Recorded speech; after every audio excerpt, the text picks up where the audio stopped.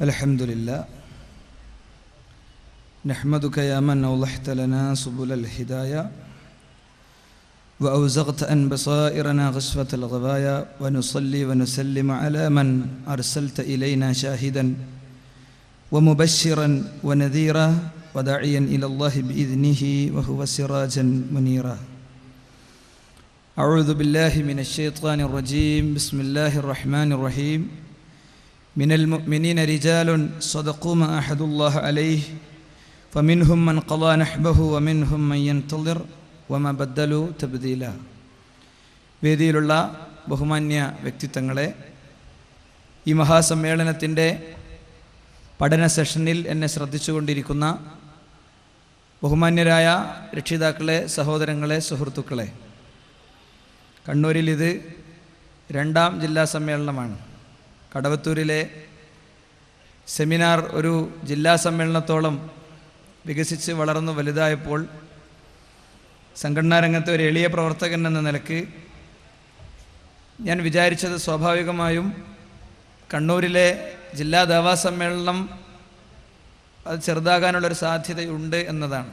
അതത്ര വികസിച്ച് വലുതായ ഒരു പശ്ചാത്തലത്തിൽ. പക്ഷേ അതിലേറെ പ്രൗഢമായൊരു സദസ്സ്, എപ്പോഴും പറയുന്നത് പോലെ ഈ മൈക്ക് പോയിന്റിൽ നിന്ന് നോക്കുമ്പോൾ വളരെ മനോഹരമായൊരു സദസ്സ് ഇവിടെ കാണാൻ സാധിക്കുന്നുവെന്നത് ഏറെ സന്തോഷമുള്ള കാര്യമാണ്. ഈ മൈക്ക് പോയിന്റിൽ നിന്ന് എനിക്ക് മാത്രമാണ് ഇപ്പോൾ ഇങ്ങനത്തെ ഒരു വ്യൂ ലഭിക്കുന്നത് എന്നത് മാത്രമായിരിക്കും എൻ്റെ സങ്കടം. ഇവിടെ സലഫി പ്രബോധന രംഗത്തുള്ള നിങ്ങൾക്ക് ഓരോരുത്തർക്കും ഈ ഒരു വ്യൂ, എൻ്റെ ഇടതുഭാഗത്ത് വളരെ വിശാലമായ പന്തലിലുള്ള സഹോദരിമാരും മുന്നിൽ തിങ്ങി നിറഞ്ഞു നിൽക്കുന്ന ഈ സദസ്സുമൊക്കെ തീർച്ചയായും ഒരാണ്ടിൻ്റെ ഊർജം പ്രബോധന രംഗത്ത്, പ്രവർത്തന രംഗത്ത് നമുക്ക് നൽകുന്നതാണ് എന്നത് ഏറെ സന്തോഷപൂർവ്വം പറയാൻ ഞാൻ ആഗ്രഹിക്കുകയാണ്. ഉത്കൃഷ്ടമായ കച്ചവടം എന്ന വേഡിങ്സിൽ നിന്ന് കച്ചവടം എങ്ങനെയാകണം, അതിൻ്റെ ഷർത്തും ഫർളും എന്താകണം എന്നായിരിക്കും വിഷയം എന്ന് ധരിച്ചവരും ഉണ്ടാകാൻ സാധ്യതയുണ്ട്. ഉത്കൃഷ്ടമായ കച്ചവടം എന്നത് എനിക്ക് തന്ന വിഷയത്തിൻ്റെ ഒരു സാഹിത്യമായ പ്രയോഗം മാത്രമാണ്. മഹാനായ Muhammad bin Abdul Wahhab, Sheikh Muhammad bin Abdul Wahhab, അദ്ദേഹത്തിൻ്റെ അൽ ഉസൂലു സലാസ എന്ന ഗ്രന്ഥത്തിൻ്റെ തുടക്കത്തിൽ 4 കാര്യങ്ങളെ സംബന്ധിച്ച് പറഞ്ഞിട്ടുണ്ട്. ഒന്ന് ഇൽമിനെ സംബന്ധിച്ചാണ്. ഇൽമ് എന്ന് പറയുന്നത് അള്ളാഹുവിനെക്കുറിച്ച്, നബിയെക്കുറിച്ച് ഇങ്ങനെ തെളിവുകളുടെയും പ്രമാണങ്ങളുടെയും അടിസ്ഥാനത്തിൽ ഉൾക്കൊള്ളേണ്ട ഇൽമിനെക്കുറിച്ച് അദ്ദേഹം പറഞ്ഞിട്ടുണ്ട്. രണ്ടാമത് വൽ അമല ബിഹി, അതുകൊണ്ടുള്ള പ്രവർത്തനം, ആ അറിഞ്ഞ ഇൽമു കൊണ്ടുള്ള പ്രവർത്തനമാണ്. മൂന്നാമത്തത് വദ്ദഅവതു ഇലൈഹി, അതിലേക്കുള്ള പ്രബോധനമാണ്. നാലാമത്തത് വസ്സബ്റു അലൽ അദാ ബിഹി, അതുകൊണ്ടുള്ള പ്രയാസങ്ങൾക്കും അതുകൊണ്ടുള്ള ബുദ്ധിമുട്ടുകൾക്കും ഒക്കെ വരുമ്പോഴുള്ള ക്ഷമയും സഹനവുമാണ്. ഇതിൽ ഉത്കൃഷ്ടമായ കച്ചവടം എന്ന് പേര് നൽകിയിട്ടുള്ളത് വദ്ദഅവതു ഇലൈഹി, അറിഞ്ഞ് പഠിച്ച് പകർത്തിയ ഇൽമിലേക്കുള്ള ക്ഷണത്തെ സംബന്ധിച്ചാണ് ഇൻഷാ അല്ലാഹ് ഞാൻ ഏതാനും ചില കാര്യങ്ങളിലൂടെ സംസാരിക്കേണ്ടത്. സമ്മേളനം ഉച്ചയ്ക്ക് മുമ്പുള്ള അവസാനത്തെ സെഷനിലേക്ക് പോകുമ്പോൾ ഉണ്ടാകാവുന്ന തളർച്ച നമ്മളെ ബാധിച്ചിട്ടില്ല എന്നതിന് ഈ സദസ്സ് സാക്ഷിയാണ്. എന്നാൽ അത്യപൂർവം എവിടെയെങ്കിലും ചെയർ ഫ്രീ ആയി കിടക്കുന്നുണ്ടെങ്കിൽ, മുൻഭാഗത്തൊന്നും ഞാൻ കാണുന്നില്ല, ബാക്ക് സൈഡിൽ എവിടെയെങ്കിലും ഉണ്ടെങ്കിൽ സദസ്സിലേക്ക് എല്ലാവരും കയറിയിരിക്കണം. അത് എനിക്കൊരു ഉഷാറ് കിട്ടാൻ വേണ്ടിയല്ല, നേരെ മറിച്ച് നമുക്കൊരു പുണ്യം കിട്ടാനാണ്. ഈ ഇരുത്തത്തിനും നമുക്ക് കൂലിയുണ്ട്. ഇവിടെയുള്ള ഈ ഇരുത്തത്തിനും, ഇരിക്കണ സഫ് ഒന്നാമത്തെ സഫാക്കാൻ ഒരാൾ ചിന്തിച്ചാൽ അതിനുണ്ട് പുണ്യം എന്നത് മനസ്സിലാക്കി ഇത്തരം രംഗത്തെ സലഫിയത്ത്, അള്ളാഹുവിൻ്റെ റസൂലിൻ്റെ മാർഗനിർദ്ദേശങ്ങൾ പാലിക്കാൻ നമ്മൾ ശ്രമിക്കുക.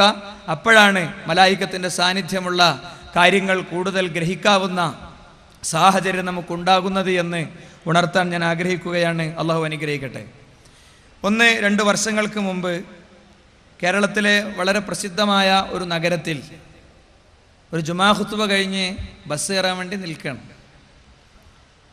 അപ്പോൾ സ്റ്റാൻഡിൻ്റെ എതിർ സൈഡിൽ നിന്ന് അത്ര നന്നായി പ്രസംഗിക്കാൻ അറിയാത്ത ഒരാളുടെ പ്രസംഗം, അത്ര ശക്തമായ ശബ്ദ സംവിധാനങ്ങളില്ലാത്ത ഒരു വാക്കാൻ ടോക്കിയിൽ നിന്നുള്ള പ്രസംഗം എൻ്റെ ശ്രദ്ധയിൽപ്പെട്ടു. സ്റ്റാൻഡിൻ്റെ അങ്ങേത്തലക്കൽ നുരിമ്പി തുടങ്ങിയ ഇരുമ്പ് സീറ്റിൽ ഇരുന്നു കൊണ്ട് അയാൾ ലോകത്തോട് പ്രസംഗിക്കുകയാണ്. യേശുക്രിസ്തു സ്നേഹമാണ്, യേശുക്രിസ്തു നന്മയാണ്, യേശു ക്രിസ്തുവിനെ സ്നേഹിക്കുന്നതിലൂടെ, അദ്ദേഹത്തിൻ്റെ കുരിശിൽ വിശ്വസിക്കുന്നതിലൂടെ നിങ്ങൾക്ക് വിമോചനം ലഭിക്കുന്നു. ഇത് ഞാൻ നിങ്ങളോട് പറയുന്നത് നിങ്ങളോടുള്ള സ്നേഹം കൊണ്ടാണ്. അടുത്തടുത്ത് ചെന്നപ്പോൾ അദ്ദേഹത്തിൻ്റെ പ്രസംഗം എനിക്ക് കൂടുതൽ ഗ്രാഹ്യമായി. 4 മണിക്ക് കാലിക്കറ്റിലെത്തണം. 2 മണിക്കാണ് ഞാൻ ഈ സ്റ്റാൻഡിൽ നിന്ന് കയറാൻ നിൽക്കുന്നത്. ഞാൻ അവിടെ നിന്ന് ശ്രദ്ധിച്ചു. അയാൾക്കൊരു കൈയില്ല. അയാളുടെ ഊരയുടെ താഴെ അയാൾ കുഴഞ്ഞു പോയിട്ടുണ്ട്. 2 കണ്ണും അയാൾക്കില്ല. താൻ കാണാത്ത ലോകത്തോടും താൻ കയ്യിൽ പിടിച്ച തൻ്റെ കയ്യിൻ്റെ ഈ ഭാഗത്ത് ഇങ്ങനെ മടക്കി പിടിച്ചാണ് സംസാരിക്കുന്നത്. ഒരു കൈ അയാൾക്കുള്ളൂ. ആ കൈയിൻ്റെ ഇവിടെ വാക്കാൻ ടോക്കി ഇട്ടിട്ട് അയാളെ ലോകത്തോട് സംസാരിക്കുന്ന സംസാരം കണ്ടപ്പോൾ എനിക്ക് കരയാനാണ് തോന്നിയത്. ആദ്യം എന്നെക്കുറിച്ചോർത്ത്, പിന്നെ എൻ്റെ പന്തലിൽ എന്നെ നോക്കി എൻ്റെ ചുണ്ടിലേക്കും എൻ്റെ ആ അവയവ ചലനങ്ങളിലേക്കും എൻ്റെ ശബ്ദത്തിലേക്കും നോക്കി സാഗൂതം എന്നെ കേട്ടുകൊണ്ടിരിക്കുന്ന എൻ്റെ സുഹൃത്തുക്കളോട്. അതിൻ്റെ അപ്പുറത്ത് കണ്ണൂരിലെ സമ്മേളനം ശരീരം കൊണ്ടല്ലെങ്കിലും സാന്നിധ്യം കൊണ്ടും കേൾവി കൊണ്ടും ഇതിനെ ധന്യമാക്കുന്ന ലോകത്തെമ്പാടും മലയാളം ഇസ്ലാമിക് ക്ലാസ് റൂമിലൂടെയും ഇസ്ലാഹ് റേഡിയോയിലൂടെയും എന്നെ കേട്ടുകൊണ്ടിരിക്കുന്ന എൻ്റെ പ്രവർത്തകരെയും സഹപ്രവർത്തകരെയും ഒക്കെ ഓർത്ത് കരയാനാണ് എനിക്ക് തോന്നിയത്. കാരണം ഈ നട്ടുച്ച നേരത്ത് അയാൾ പറയുന്ന ഐഡിയോളജി, അയാൾ സംസാരിക്കുന്ന ഐഡിയോളജിക്ക് ശാസ്ത്രത്തിന്റെ ലബോറട്ടറിയിൽ അത് തെളിയിക്കുക സാധ്യമല്ല. ബുദ്ധിയുള്ളൊരു മനുഷ്യന്റെ മുന്നിലും അത് സമർത്ഥിക്കുക സാധ്യമല്ല. ലോകത്ത് അദ്ദേഹത്തെ സ്വീകരിച്ച ആളുകളുടെ എണ്ണത്തിൽ കൂടുതലാണെങ്കിൽ തന്നെ ലോകത്തെ ഏറ്റവും ഫാസ്റ്റ് ഗോയിങ് റിലീജിയൻ എന്ന് പറയുന്നത്, ഏറ്റവും വേഗതയോടുകൂടെ യാത്ര ചെയ്യുന്ന മതം എൻ്റെ മതമാണെന്ന തിരിച്ചറിവ് കൂടി ഉണ്ടാകുന്നിടത്ത് ഞാൻ സൂചിപ്പിച്ചത്, ഇത് കണ്ടപ്പോൾ തത്വത്തിൽ ഞാൻ സങ്കടപ്പെട്ടു എന്ന് പറയാനുള്ള കാരണം, എൻ്റെ മനസ്സിൽ പെട്ടെന്ന് ഓർമ്മ വന്നത് 6ാം ക്ലാസ്സിൽ സ്കൂളിൽ പഠിക്കുന്ന കാലത്ത് പത്രത്തിലൊരു ചെറിയ അഡ്വർടൈസ് കണ്ടപ്പോൾ, പുസ്തകങ്ങൾ കിട്ടുന്ന അഡ്രസ്സ് അയച്ചെന്നാൽ പുസ്തകങ്ങൾ അയച്ചു തരുമെന്ന് പറഞ്ഞൊരു അഡ്വർടൈസ് കണ്ടപ്പോൾ ഞാനൊരു പോസ്റ്റ് കാർഡ് എടുത്തിട്ട് ഒരു അഡ്വർടൈസ് അയച്ചത് എനിക്ക് ഓർമ്മയുണ്ട്, ഒരു ലെറ്റർ അയച്ചത് എനിക്ക് ഓർമ്മയുണ്ട്. മർക്കസുൽ ബിഷാര എന്നുള്ള പേരിൽ മഞ്ചേരി കേന്ദ്രീകരിച്ച് പ്രവർത്തിച്ചിരുന്ന ഒരു ക്രിസ്ത്യൻ മിഷണറി സ്ഥാപനത്തിന് അന്ന് എനിക്ക് അയച്ചു കിട്ടിയ പുസ്തകത്തിലെ ഒരു കഥയാണ് എനിക്ക് ഓർമ്മ വന്നത്. ക്രിസ്ത്യൻ കമ്മ്യൂണിറ്റിയുടെ വിശ്വാസത്തിൻ്റെ അടിത്തറ എന്ന് പറയുന്നത് ട്രിനിറ്റിയാണ്, തൃത്വമാണ്. ദൈവവും കന്യാമറിയമും യേശു ക്രിസ്തുവും ഒക്കെ ചേരുന്ന ഒന്നും കൂട്ടിയാൽ 1 കിട്ടേണ്ട 1+1+1 = 1 എന്ന് പറയേണ്ടി വരുന്ന ഒരു തത്വമാണ്. അപ്പൊ ഇതിന്റെ യാഥാർത്ഥ്യം മനസ്സിലാക്കാൻ വേണ്ടി ഒരു ക്രിസ്ത്യൻ പുരോഹിതൻ അദ്ദേഹം യാത്ര ആരംഭിക്കുകയാണ്. ചെറുപ്പക്കാരനായ ഒരു പള്ളിയിലെ അച്ഛൻ യാത്ര പുറപ്പെടുകയാണ്. അയാൾ മലകൾ താണ്ടി, അയാൾ മേടുകൾ താണ്ടി, അയാൾ കാടുകൾ താണ്ടി, അയാൾ ഗ്രാമങ്ങളിലൂടെ യാത്രകൾ നടത്തി വയോവൃദ്ധനായി. ഇപ്പോഴും അയാൾക്ക് ഒന്നും കൂട്ടുമ്പോൾ എങ്ങനെ 1 കിട്ടുന്നു എന്ന ഉത്തരം കിട്ടുന്നില്ല. അവസാനം കണ്ണ് കാണാത്ത പ്രായത്തിലെത്തിയപ്പോൾ, വടിയൂന്നി നടക്കുന്ന പ്രായത്തിലെത്തിയപ്പോൾ, ഏതോ ഒരു രാജ്യത്തെ ഒരു കടൽ തീരത്തെത്തിയപ്പോൾ അങ്ങകലെ അയാൾ ഒരു കാഴ്ച കണ്ടു. കാഴ്ച എന്താണ്? ഒരു പിഞ്ചു കുഞ്ഞി കടൽ ജലം ആ കടലിന്റെ കരയിലെ ഒരു ചെറിയ കുഴിയിലേക്ക് ഇങ്ങനെ ഒഴിച്ചുകൊണ്ടിരിക്കുന്നു. അവൻ കൈക്കുമ്പിളിലെടുക്കും, ഒഴിക്കും, വീണ്ടും കൈക്കുമ്പിളിലെടുക്കും, ഒഴിക്കും. അച്ഛൻ വേച്ചു വെച്ച് അവന്റെ അടുത്തെത്തി ചോദിച്ചു, കുഞ്ഞേ നീ എന്താണ് ചെയ്യുന്നത്? അച്ചോ, ഞാൻ ഈ മഹാസമുദ്രത്തിലെ വെള്ളം ഈ കുഴിയിൽ നിറക്കുകയാണ്. ഉടനെ അച്ഛൻ അദ്ദേഹത്തോട് തിരിച്ചു ചോദിച്ചു, കുഞ്ഞേ നിന്റെ കുഞ്ഞു കൈകൾ കൊണ്ട് ഈ മഹാസമുദ്രത്തിലെ ജലം നിനക്കെങ്ങനെ ഇത്തിരി പോന്നൊരു കുഴിയിൽ നിറക്കാൻ സാധിക്കും? കൈ കൂപ്പിക്കൊണ്ട് കുഞ്ഞു പറഞ്ഞത്രേ, അച്ചോ, വർഷങ്ങളായി നിങ്ങൾ അന്വേഷിച്ചു കൊണ്ടിരിക്കുന്ന ഒന്നും കൂട്ടിയാൽ എങ്ങനെ 1 കിട്ടും, ട്രിനിറ്റി എങ്ങനെ സത്യമാകുമെന്നതിന്റെ ഉത്തരം കണ്ടെത്തൽ ഇതിലേറെ പ്രയാസകരമാണ്. അതുകൊണ്ട് യേശു ക്രിസ്തുവിന്റെ ഛായാചിത്രത്തിന്റെ മുന്നിൽ കൈകൂപ്പി പശ്ചാത്തപിച്ച് ക്രിസ്ത്യാനിറ്റിയിലേക്ക് മടങ്ങുക. ഇതാണ് പുസ്തകം തുടങ്ങുന്ന കഥ. എന്താ പ്രശ്നം എന്നറിയോ? ട്രിനിറ്റിയെ പ്രാമാണികമായോ, ട്രിനിറ്റിയെ ശാസ്ത്രീയമായോ, ട്രിനിറ്റിയെ മനുഷ്യബുദ്ധിയെ ബോധ്യപ്പെടുത്തുന്ന രീതിയിലോ സമർത്ഥിക്കാനുള്ള ആയുധങ്ങളും അളവുകോലുകളും നഷ്ടപ്പെട്ട ക്രിസ്ത്യൻ മതനേതൃത്വത്തിന്റെ കഥകളിലൂടെയുള്ള ഹൃദയത്തിലേക്കുള്ള കടന്നുകയറ്റമാണിത്. ഞാൻ ആ ബസ് സ്റ്റാൻഡിൽ നിൽക്കുമ്പോൾ ആലോചിച്ചു, എൻ്റെ മതത്തിന്റെ ഏതെങ്കിലും ഒരു തത്വത്തെ എനിക്കിങ്ങനെ അവതരിപ്പിക്കേണ്ടതില്ല. എൻ്റെ മതത്തിന്റെ ഏതെങ്കിലും ഒരു ആശയത്തെ എനിക്കിങ്ങനെ അവതരിപ്പിക്കേണ്ടതില്ല. ലോകത്ത് ഇസ്ലാം എന്ന വെളിച്ചം ഏറ്റവും കൂടുതൽ തെറ്റിദ്ധരിക്കപ്പെട്ട നാടുകളിൽ പോലും ആളുകൾ ഇസ്ലാം സ്വീകരിച്ചു കൊണ്ടിരിക്കുന്നു. ഇസ്ലാമിനെ സംബന്ധിച്ച് അങ്ങോട്ടാരും പോയി പറഞ്ഞു കൊടുത്തിട്ടല്ല, സ്വയം പഠിച്ചതിന്റെ അടിസ്ഥാനത്തിൽ ഫിത്ന എന്ന ഫിലിം ഇറങ്ങി. ഫിത്ന എന്ന ഫിലിം റസൂൽ സല്ലല്ലാഹു അലൈഹി വസല്ലം തങ്ങളുടെ കുടുംബ ജീവിതത്തെയും വ്യക്തി ജീവിതത്തെയും വളരെ ക്രൂരമായി വേട്ടയാടുന്ന കള്ളക്കഥകളുടെയും ദുഷ്പ്രചാരണങ്ങളുടെയും ഏറ്റവും ശക്തമായ സമ്മേളനമായിരുന്നു. അതിശക്തമായ പിക്സലുകളുള്ള ക്യാമറകളിലൂടെ, അത്യാധുനിക സംവിധാനങ്ങളിലൂടെ ആ ചിത്രത്തെ മനോഹരമാക്കിയ സംവിധായകന്റെ നേരെ ലോകത്തെ പ്രസിദ്ധരായ സലഫി സ്കോളേഴ്സ് ആശയപരമായ ആക്രമണം നടത്തിയപ്പോൾ കയ്യും കാലും വെട്ടാൻ പോയതല്ല, നേരെ മറിച്ച് ഐഡിയോളജിക്കലി അറ്റാക്ക് ചെയ്തപ്പോൾ, അദ്ദേഹം കാര്യങ്ങളെ കുറിച്ച് പഠിച്ചപ്പോൾ ആ വേദനയിൽ കഴിയുന്ന മുസ്ലിം സമൂഹം ഒരു ദിവസം അദ്ദേഹത്തിന്റെ ഫേസ്ബുക്കിലെ, അദ്ദേഹത്തിന്റെ പേജിലെ, അദ്ദേഹത്തിന്റെ വാളിൽ ഒരു വാചകം കണ്ടു. ഇംഗ്ലീഷിൽ, അറബി വാചകം ഇംഗ്ലീഷിൽ എഴുതിയത് അശ്ഹദു അല്ലാ ഇലാഹ ഇല്ലല്ലാഹ് വഅശ്ഹദു അന്ന മുഹമ്മദൻ റസൂലുള്ളാഹ്. അതാരും അത്ര കാര്യമായി എടുത്തില്ല. ലോകത്തെ ഏറ്റവും നിലനിൽക്കുന്ന ഒരു പ്രശ്നം എന്ന നിലയ്ക്ക് ഇസ്ലാമിക പ്രബോധന രംഗത്തുള്ള നമ്മൾ പലരും അദ്ദേഹത്തെ ഫ്രണ്ട് ലിസ്റ്റിൽ ആഡ് ചെയ്തിരുന്നു, അദ്ദേഹത്തിന്റെ നീക്കങ്ങൾ മനസ്സിലാക്കാൻ. അതുകൊണ്ട് കണ്ടു. ഞാൻ പറയുന്നത്, ഇവിടെ തൊട്ടടുത്ത ദിവസം സുദൈസിന്റെ മുന്നിൽ ഹറം ഇമാമിന്റെ മുന്നിൽ അദ്ദേഹം ഇരിക്കുന്ന ചിത്രം സോഷ്യൽ മീഡിയകൾ പുറത്തു വിട്ടപ്പോൾ അതിന്റെ താഴെ മാഷാ അല്ലാഹ് അൽഹംദുലില്ലാഹ് എന്നെഴുതിയ ആയിരക്കണക്കിന് പതിനായിരക്കണക്കിന് ചെറുപ്പക്കാരെ നമുക്ക് ആലോചിക്കാൻ കഴിയണം. അദ്ദേഹത്തിന്റെ അടുക്കൽ ഒരു ലഘുലേഖയും കൊണ്ട് ചെന്നിട്ടല്ല, അദ്ദേഹത്തിന്റെ അരികിൽ ഒരു സിഡിയും കൊണ്ട് ചെന്നിട്ടല്ല യഥാർത്ഥത്തിൽ ഈ വെളിച്ചം അദ്ദേഹത്തിന് ലഭിച്ചത്. മുഹമ്മദ് അസദ്, അദ്ദേഹം ഇസ്ലാമിനെ ക്രൂരമായി വിമർശിച്ച, ഇസ്ലാമിനെ ക്രൂരമായി ദ്രോഹിച്ച എഴുത്തുകാരനായിരുന്നു. മുഹമ്മദ് അസദ് ഇവിടുത്തെ ഇസ്ലാം വിമർശനത്തിന്റെ ഗ്രന്ഥ എഴുത്തുകാരനായി ജീവിക്കുമ്പോൾ തന്നെ 10ാം ക്ലാസ്സുകാരൻ മുതൽക്ക് PhD കാരൻ വരെയുള്ളവർ അദ്ദേഹത്തിന്റെ ഗ്രന്ഥത്തിലെ വരികൾക്കും വാചകങ്ങൾക്കും മറുപടി എഴുതിയപ്പോൾ മറുപടികൾക്ക് മറുപടിയില്ലാതെ തന്റെ വിമർശനത്തിന്റെ പേനകൾ വലിച്ചെറിഞ്ഞ്, തന്റെ വിമർശനത്തിന്റെ മനസ്സുകൾ മാറ്റിവെച്ച് ഒരു ദിവസം ലോക വിപണിയിൽ ഒരിക്കലും പ്രസിദ്ധീകരിക്കപ്പെടാത്തൊരു പുസ്തകം പ്രസിദ്ധീകരിക്കപ്പെടുന്നു. റോഡ് ടു മക്ക വരെയുള്ള വഴിദൂരം, എന്റെ അന്വേഷണത്തിന്റെ വഴിദൂരത്തിൽ ഞാൻ കണ്ടെത്തിയ കാര്യങ്ങളെന്ന പുസ്തകം എഴുതി മുഹമ്മദ് അസദ് ഇസ്ലാമിക സമൂഹത്തിന്റെ ചക്രവാളത്തിൽ പുഞ്ചിരിച്ചു നിൽക്കുന്ന താരോദയമായി മാറിയെങ്കിൽ നമുക്ക് വീണ്ടും ഈ പ്രഭാഷണമോർത്ത് കരയാൻ. പ്രിയപ്പെട്ടവരെ, ഞാൻ ചോദിക്കുന്നു, ഇസ്ലാമിക പ്രബോധന രംഗത്ത് എങ്ങനെ പോകണം, എന്താകണം, ഏത് രീതിയിലാകണം എന്നാലോചിക്കുന്നവരും ഒന്നും ആലോചിക്കാത്തവരും എല്ലാവരും വളരെ ആത്മാർത്ഥമായൊരു കാര്യം ആലോചിക്കുക. ഒരു വാക്കാൻഡോക്ക് പിടിച്ചിട്ട് ഇതേപോലെ ഒരു ബസ് സ്റ്റാൻഡിൽ ഇരിക്കാൻ നമുക്ക് കഴിയുമോ? വേണ്ട. 10 ലഘുലേഖെടുത്തിട്ട് ഒരു ബസ് സ്റ്റാൻഡിൽ വിതരണം ചെയ്യാനുള്ള മനസ്സെങ്കിലും നമുക്കുണ്ടോ? സുഹൃത്തുക്കളെ, സംഘടന വളർത്താനല്ല, നമുക്ക് സ്വയം വളരാൻ. ഇസ്ലാമിനെ വളർത്താനല്ല, നമുക്ക് സ്വയം വളരാൻ. എന്താ കാരണം? വിശുദ്ധ ഖുർആൻ സൂറത്തു അസ്റിന്റെ ചുരുക്കത്തിൽ പറഞ്ഞത് വൽ അസ്ർ ഇന്നൽ ഇൻസാന ലഫീ ഖുസ്ർ, നിശ്ചയം മനുഷ്യൻ നഷ്ടത്തിലാണ്. നഷ്ടത്തിൽ നിന്നുള്ള രക്ഷയുടെ കാരണങ്ങളെ സംബന്ധിച്ച് പറഞ്ഞെടുത്ത് ഒന്നാമത് പറഞ്ഞത് ഇല്ലല്ലദീന ആമനു, വിശ്വാസത്തെ ശുദ്ധീകരിച്ചവർ. ജാരങ്ങളിലേക്കല്ല, മഖാമുകളിലേക്കില്ല, വിഗ്രഹങ്ങളിലേക്കില്ല, ചില്ലിലടച്ച ദൈവങ്ങളുടെ മുന്നിലേക്കില്ല, ഛായാചിത്രങ്ങളുടെ മുന്നിലേക്കില്ല. അള്ളാഹുവിനെ സ്തുതിക്കാം, നമ്മൾ ആ വിഷയത്തിൽ ഓക്കെയാണ്.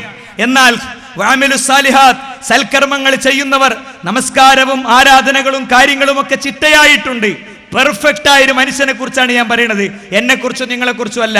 തഹജ്ജുദുണ്ട്, അയാൾക്ക് പിന്നെ എല്ലാ നിലക്കുമുള്ള ഇസ്ലാമിക ആചാരക്രമങ്ങളിൽ അയാൾ ഇടപെടുന്നുണ്ട്.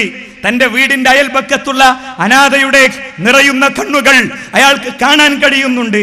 തന്റെ വീടിന്റെ അപ്പുറത്തുള്ള വൃദ്ധയായ സ്ത്രീയെ അയാൾ ഓർക്കാൻ കഴിയുന്നുണ്ട്. തന്റെ വീടിന്റെ അപ്പുറത്തുള്ള മരണം നടന്ന വീട്ടിലെ മനുഷ്യരുടെ മനസ്സയാൾക്ക് ഓർക്കാൻ കഴിയുന്നുണ്ട്. ഇന്ന് അവരുടെ വീട്ടിൽ പെരുന്നാളുണ്ടോ എന്ന് പെരുന്നാളിന്റെ ദിവസം ചിന്തിക്കാൻ അവന് പറ്റുന്നുണ്ട്. പെർഫെക്റ്റ് ആണ് അവൻ. മൂന്നാമത്തേത് എന്താ? വതവാസൗ ബിൽ ഹഖ്, നന്മ കൊണ്ട് ഉപദേശിക്കുന്നുണ്ട്. ഇത് രണ്ടുള്ള ആള് വതവാസൗ ബിൽ ഹഖ് അഥവാ ശൈഖുൽ ഇസ്ലാം മുഹമ്മദ് ബിൻ അബ്ദുൽ വഹാബ് റഹിമഹുല്ലാ പറഞ്ഞ ആ മൂന്നാമത്തെ കാര്യം, ജീവിതത്തിൽ പകർത്തിയ അമല് ദഅവത്താക്കിയിട്ടില്ലെങ്കിൽ അള്ളാഹിന്റെ റസൂൽ പറയുന്നു, ഖുർആൻ പറയുന്നു, അയാൾ സ്വർഗത്തിൽ പ്രവേശിക്കുമെന്നൊരു ഉറപ്പും നമുക്കില്ല. ദഅവത്ത് നിർവഹിക്കപ്പെടേണ്ട വിധം നിർവഹിക്കപ്പെടുമ്പോൾ വസ്സബ്റു അലൽ അദാബിഹി എന്ന് ശൈഖുൽ ഇസ്ലാം എഴുതി വെച്ച അതാണ് വിശുദ്ധ ഖുർആനും പറഞ്ഞത്, വതവാസൗ ബിൽ ഹഖ് വതവാസൗ ബിസ് സബ്ർ. അവിടെ ക്ഷമ അവലംബിക്കുകയും വേണം. നിസ്കരിക്കുന്നു, നോമ്പ് നോൽക്കുന്നു, തഹജ്ജുദ് ഉണ്ട്, ളുഹാ നിസ്കാരമുണ്ട്, തിങ്കളും വ്യാഴവും നോമ്പുണ്ട്, ഒക്കെ ഉണ്ട്. അതുണ്ടായിക്കൊള്ളുന്നില്ല, ഉപദ്രവം ഉണ്ടായിക്കൊള്ളുന്നില്ല. ഉപദ്രവങ്ങളും പ്രയാസങ്ങളും ഉണ്ടാകണമെങ്കിൽ സുഹൃത്തുക്കളെ, ചുണ്ടും കണ്ണും കാതും കരളും മനസ്സും മസ്തിഷ്കവും താൻ ഉൾക്കൊണ്ട മഹാ നന്മയുടെ കൂടെ നിൽക്കണം. ആ നന്മ എന്താണ്? അശ്ഹദു അല്ലാ ഇലാഹ ഇല്ലല്ലാഹ് വഅശ്ഹദു അന്ന മുഹമ്മദൻ റസൂലുള്ളാഹ്. അതാണ് നമ്മുടെ സാക്ഷ്യവാക്യം. അറിയാതെ മാറിപ്പോയി. അഖൂലു അല്ലാ ഇലാഹ ഇല്ലല്ലാഹ് വഅഖൂലു അന്ന മുഹമ്മദൻ റസൂലുള്ളാഹ് എന്നുള്ളിടത്താണ് പല കാര്യത്തിലും നമ്മളുള്ളത്. അശ്ഹദുവും അഖൂലുവും തമ്മിൽ വ്യത്യാസമുണ്ട്. എന്താ അശ്ഹദു? അശ്ഹദു എന്നത് ഈ ചുണ്ടുകൊണ്ട് പ്രഖ്യാപിച്ചതും ഈ ചുണ്ടുകളിൽ നിന്ന് ഹൃദയങ്ങളിലേക്ക് ആഴ്ന്നിറങ്ങിയതും ആ ഹൃദയത്തിൽ നിന്ന് ശരീരത്തിലെ നാഡിനരമ്പുകളിലൂടെ യാത്ര ചെയ്തെത്തി ഓരോ നരമ്പ്, ഓരോ എന്താ പറയാ, മുടിയിഴകൾക്കും താഴെ രോമകൂപങ്ങൾക്കും താഴെ എത്തിയതും സാക്ഷീകരിക്കപ്പെട്ടതുമാണ്. അതാണ് ഷഹാദത്ത്. അശ്ഹദു ഞാൻ സാക്ഷ്യം വഹിക്കുന്നു. അഖൂലു ഞാൻ പറയുന്നു എന്നല്ല. അഖൂലു എന്നത് മാറ്റി അശ്ഹദു എന്നാക്കുക. കമ്പിലിൽ നടക്കുന്ന മഹാസമ്മേളനത്തിന് വ്യത്യസ്ത ലക്ഷ്യങ്ങളുണ്ട്. ഇവിടെ രാഷ്ട്രീയ രംഗത്ത് കണ്ണൂർ ജില്ലയിൽ ഒരു ഉന്നതമായ സംവിധാനത്തിന്റെ മുന്നിൽ നിൽക്കുന്ന വ്യക്തിത്വം ഇവിടുത്തെ ചില കമ്പിൽ പ്രദേശവുമായി ബന്ധപ്പെട്ട് ലോകം ശ്രദ്ധിച്ച ചില പ്രത്യേക കാര്യങ്ങളിലേക്ക് സൂചന നൽകിക്കൊണ്ട് സംസാരിച്ചു. അത് നമ്മുടെ ലക്ഷ്യം തന്നെയാണ്. അതോടൊപ്പം പന്തലിൽ ഇരിക്കുന്ന എന്റെ പ്രിയപ്പെട്ട രക്ഷിതാക്കളെ, സഹോദരങ്ങളെ, ഷഹാദത്തിന്റെ അർത്ഥം അശ്ഹദു എന്നാക്കാൻ ഈ സമ്മേളനം നമുക്ക് ഉപകാരപ്പെടണം. ഞാൻ സാക്ഷ്യം വഹിച്ചിരിക്കുന്നു, അല്ലാഹു മാത്രമേ എനിക്ക് രക്ഷിതാവുള്ളൂ. ഞാൻ സാക്ഷ്യം വഹിച്ചിരിക്കുന്നു അല്ലാ ഇലാഹ, ആരാധ്യനായി അല്ലാഹു അല്ലാതെ ഇല്ല എന്നല്ല, പിന്നെയോ ആരാധനക്കർഹൻ അല്ലാഹ് മാത്രമേ ഉള്ളൂ. വഅശ്ഹദു അന്ന മുഹമ്മദൻ റസൂലുള്ളാഹ്, മുഹമ്മദ് റസൂലുള്ളാഹി സ്വല്ലല്ലാഹു അലൈഹി വസല്ലം തങ്ങൾ റസൂലാണ് എന്ന് ഞാൻ സാക്ഷ്യം വഹിച്ചിരിക്കുന്നു. അങ്ങനെ സാക്ഷ്യം വഹിച്ച ഒരാള്, അയാൾക്ക് കുറെ ദൗത്യം ഉണ്ടാകും. ആരെടുത്ത്? വല്യമ്മാന്റെ അടുത്ത് ഉണ്ടാകും. 333 വക ഏട് ഓതുന്ന വല്യമ്മാന്റെ അടുത്ത് ഒരു ദിവസം പോലും പറഞ്ഞിട്ടില്ല. ഭാര്യ വീട്ടിൽ ചെല്ലുമ്പോൾ സ്ഥിരം കാണുന്ന ആ കാഴ്ചയെ കുറിച്ച് പറഞ്ഞിട്ടില്ല. പ്രിയപ്പെട്ടവരെ, ഉണ്ടോ? നമ്മൾ പറഞ്ഞിട്ടില്ല. ജ്യേഷ്ഠനോട് പറഞ്ഞിട്ടില്ല. നമ്മൾ സുബഹിന് പള്ളിയിലേക്ക് പോകുന്നു, ജ്യേഷ്ഠൻ കൂർക്കം വലിച്ചുറങ്ങുന്നു, 9 മണിക്ക് ഓഫീസിലേക്ക് അവൻ പുറപ്പെടുന്നു, അവനോട് പറഞ്ഞിട്ടില്ല. നമ്മൾ പറയുക, നിങ്ങൾ തുറന്ന് സംസാരിക്കുക. നിങ്ങൾ, അതാണ് ഉത്കൃഷ്ടമായ കച്ചവടം. ഈ കച്ചവടം നഷ്ടം മാത്രമേ നമുക്ക് നൽകുകയുള്ളൂ. ഈ കച്ചവടം അമ്പിയാക്കൾക്കും നഷ്ടം മാത്രമേ കൊടുത്തിട്ടുള്ളൂ. അൽ അമീൻ എന്ന പേരിൽ ഒരു ജനത ആദരിച്ച ഉന്നതനായ വ്യക്തിത്വം, അവരുടെ പ്രശ്നങ്ങളുടെ പരിഹർത്താവായി കണ്ട മുഹമ്മദ് റസൂലുള്ളാഹി സ്വല്ലല്ലാഹി അലൈഹി വസല്ലം തങ്ങളുടെ വൈകാരികമായ ഹിജ്റയുടെ യാത്ര ചരിത്രം വളരെ ഭംഗിയായി എഴുതി വെച്ചിട്ടുണ്ട്. എന്താ? രാത്രിയിൽ അബൂബക്കർ സിദ്ദീഖ് റളിയല്ലാഹുവിന്റെ വീട്ടിൽ കയറി ചെന്ന അബൂബക്കർ, നിങ്ങൾ എന്നെ സപ്പോർട്ട് ചെയ്യുമോ എന്ന് ചോദിക്കുന്നു. നബിയെ, ഞാൻ സപ്പോർട്ട് ചെയ്യാം. ഒരു രാത്രിയിൽ 2 ഒട്ടകപ്പുറങ്ങളിൽ മണൽത്തിട്ടകളിലൂടെ യാത്ര ചെയ്ത് മക്കയുടെ അതിർത്തി കഴിയുമ്പോൾ മക്കയുടെ അതിർത്തിയിൽ നിന്ന് തിരിഞ്ഞു നിന്നുകൊണ്ട് മക്കയോട് അല്ല, മനുഷ്യ മനസ്സാക്ഷികളോട് അല്ല, ചരിത്രത്തിൽ ഈ ദൗത്യം ഏറ്റെടുക്കേണ്ട മനുഷ്യരോട് അല്ലാഹുവിന്റെ റസൂൽ പറയുന്ന ഒരു കാര്യമുണ്ട്. മക്കേ, ഞാൻ പോവാണ്, എനിക്ക് പോകാതിരിക്കാൻ പറ്റില്ല. നീ എന്നെ തിരിച്ചു വിളിക്കുന്ന അന്ന് ഞാൻ വരും. ലോകത്ത് ഞാൻ ഏറ്റവും പ്രണയിക്കുന്ന നാട്, ലോകത്ത് ഞാൻ ഏറ്റവും സ്നേഹിക്കുന്ന നാട്, എന്റെ കരളെ ഞാൻ പറിച്ചു വെച്ച നാട് മക്കേ, നീ തന്നെയാണ്, വേറൊന്നുമല്ല. പക്ഷേ എന്നെ ഇവിടെ ജീവിക്കാൻ സമ്മതിക്കണില്ലല്ലോ എന്നാണ്. അതെന്തുകൊണ്ടാ? ദൗത്യത്തിലേക്ക് കടന്നു, ഈ കച്ചവടത്തിലേക്ക് യഥാർത്ഥത്തിൽ കടന്നു. ഈ കച്ചവടത്തിലേക്ക് കടന്നപ്പോഴോ, ആ പണി എടുത്തു തുടങ്ങിയപ്പോ അതിൻ്റെതായ പ്രതികരണങ്ങൾ ഉണ്ടായി. അതുകൊണ്ട് എനിക്കെന്റെ സുഹൃത്തുക്കളോട് പറയാനുള്ള എന്താ അറിയോ? ആ വാക്കാൻഡോക്ക് പിടിച്ചു നിൽക്കുന്ന മനുഷ്യന്റെ കയ്യിൽ ഒന്നുമില്ല സുഹൃത്തുക്കളെ. അയാളെ ഐഡിയോളജിക്ക് എവിടെയും അയാളുടെ ഐഡിയോളജി പ്രൂവ് ചെയ്യാൻ പറ്റൂല. എന്നാലോ നമ്മളതോ ലോകത്തെമ്പാടും 100,000 ഘട്ടങ്ങളെ, പ്രതിസന്ധികളെ അതിജീവിച്ചിട്ടാണ് ഇസ്ലാം മുന്നോട്ട് പോണത്. എന്തെല്ലാം നിലക്ക്? ശത്രുവിന്റെ നേരിട്ടുള്ള എഴുത്ത്, പ്രചാരണങ്ങൾ, നിങ്ങൾ ഫേസ്ബുക്കിലോ ട്വിറ്ററിലോ അല്ലെങ്കിൽ സെർച്ച് എഞ്ചിനിലോ പോയാൽ ഇസ്ലാം വിമർശനത്തിന് വേണ്ടി 10,000-കണക്കിന് സെന്ററുകളും 10,000-കണക്കിന് എഴുത്തുകാരും റിസോഴ്സ് പേഴ്സൺസും വർക്ക് ചെയ്യുന്നുണ്ട്. ഇനി 2 സായുധ പോരാട്ടങ്ങൾ, ഇസ്ലാമിനെയും മുസ്ലിങ്ങളെയും തകർക്കാനുള്ള സായുധ പോരാട്ടങ്ങൾ. ലോകത്തെ ഏറ്റവും സാമ്പത്തിക ആസ്തിയുള്ള ഇസ്ലാമിക രാഷ്ട്രങ്ങൾക്കുമേൽ എപ്പോഴും ബോംബ് വീഴാവുന്ന പശ്ചാത്തലങ്ങൾ. അതിന്റെ അപ്പുറത്ത് ഇസ്ലാമിന്റെ ഉള്ളിൽ ഇസ്ലാമിനെ സഹായിക്കാൻ എന്ന പേരിൽ ഇസ്ലാമിന്റെ ശത്രുവിനെ സൃഷ്ടിക്കുന്ന സാഹചര്യങ്ങൾ എല്ലാം ഉണ്ടല്ലോ. എന്നിട്ടും ഇസ്ലാം ലോകത്തെ ഫാസ്റ്റ് ഗോയിങ് റിലീജിയനാണ്. ഏറ്റവും കൂടുതൽ ആളുകളെ ആകർഷിച്ചു കൊണ്ടിരിക്കുന്ന മതം. ലണ്ടനിലെ വളരെ പ്രസിദ്ധമായ കൺവെൻഷൻ സെന്റർ, അഹമ്മദ് ദീദാത്ത് എന്ന ഇസ്ലാമിക പ്രബോധകൻ ആഫ്രിക്കയിലെ ഒരു ഷോപ്പ് കീപ്പറായി തന്റെ മുതലാളിയുടെ കടയിലെ ഭക്ഷ്യവസ്തുക്കൾ ത്രാസിൽ തൂക്കി എടുത്തു കൊടുക്കുന്നവനായി ജീവിക്കുന്നതിന്റെ ഇടയ്ക്ക് അദ്ദേഹത്തെ ചില ക്രിസ്ത്യൻ പുരോഹിതന്മാർ പ്രവാചകന്റെ കുടുംബജീവിതം പറഞ്ഞ് വിമർശിച്ചപ്പോൾ പൊള്ളുന്ന മനസ്സിൽ നിന്നും ആ പ്രവാചകനെ വിമർശിച്ചതിന് മറുപടി പറയാൻ ഒരുങ്ങിയ അക്ഷരാഭ്യാസമില്ലാത്ത ഒരു കുട്ടിയിൽ നിന്നും ലോകത്തെ ക്രിസ്ത്യൻ രാഷ്ട്രാതിർത്തികളിലെ ഏറ്റവും വലിയ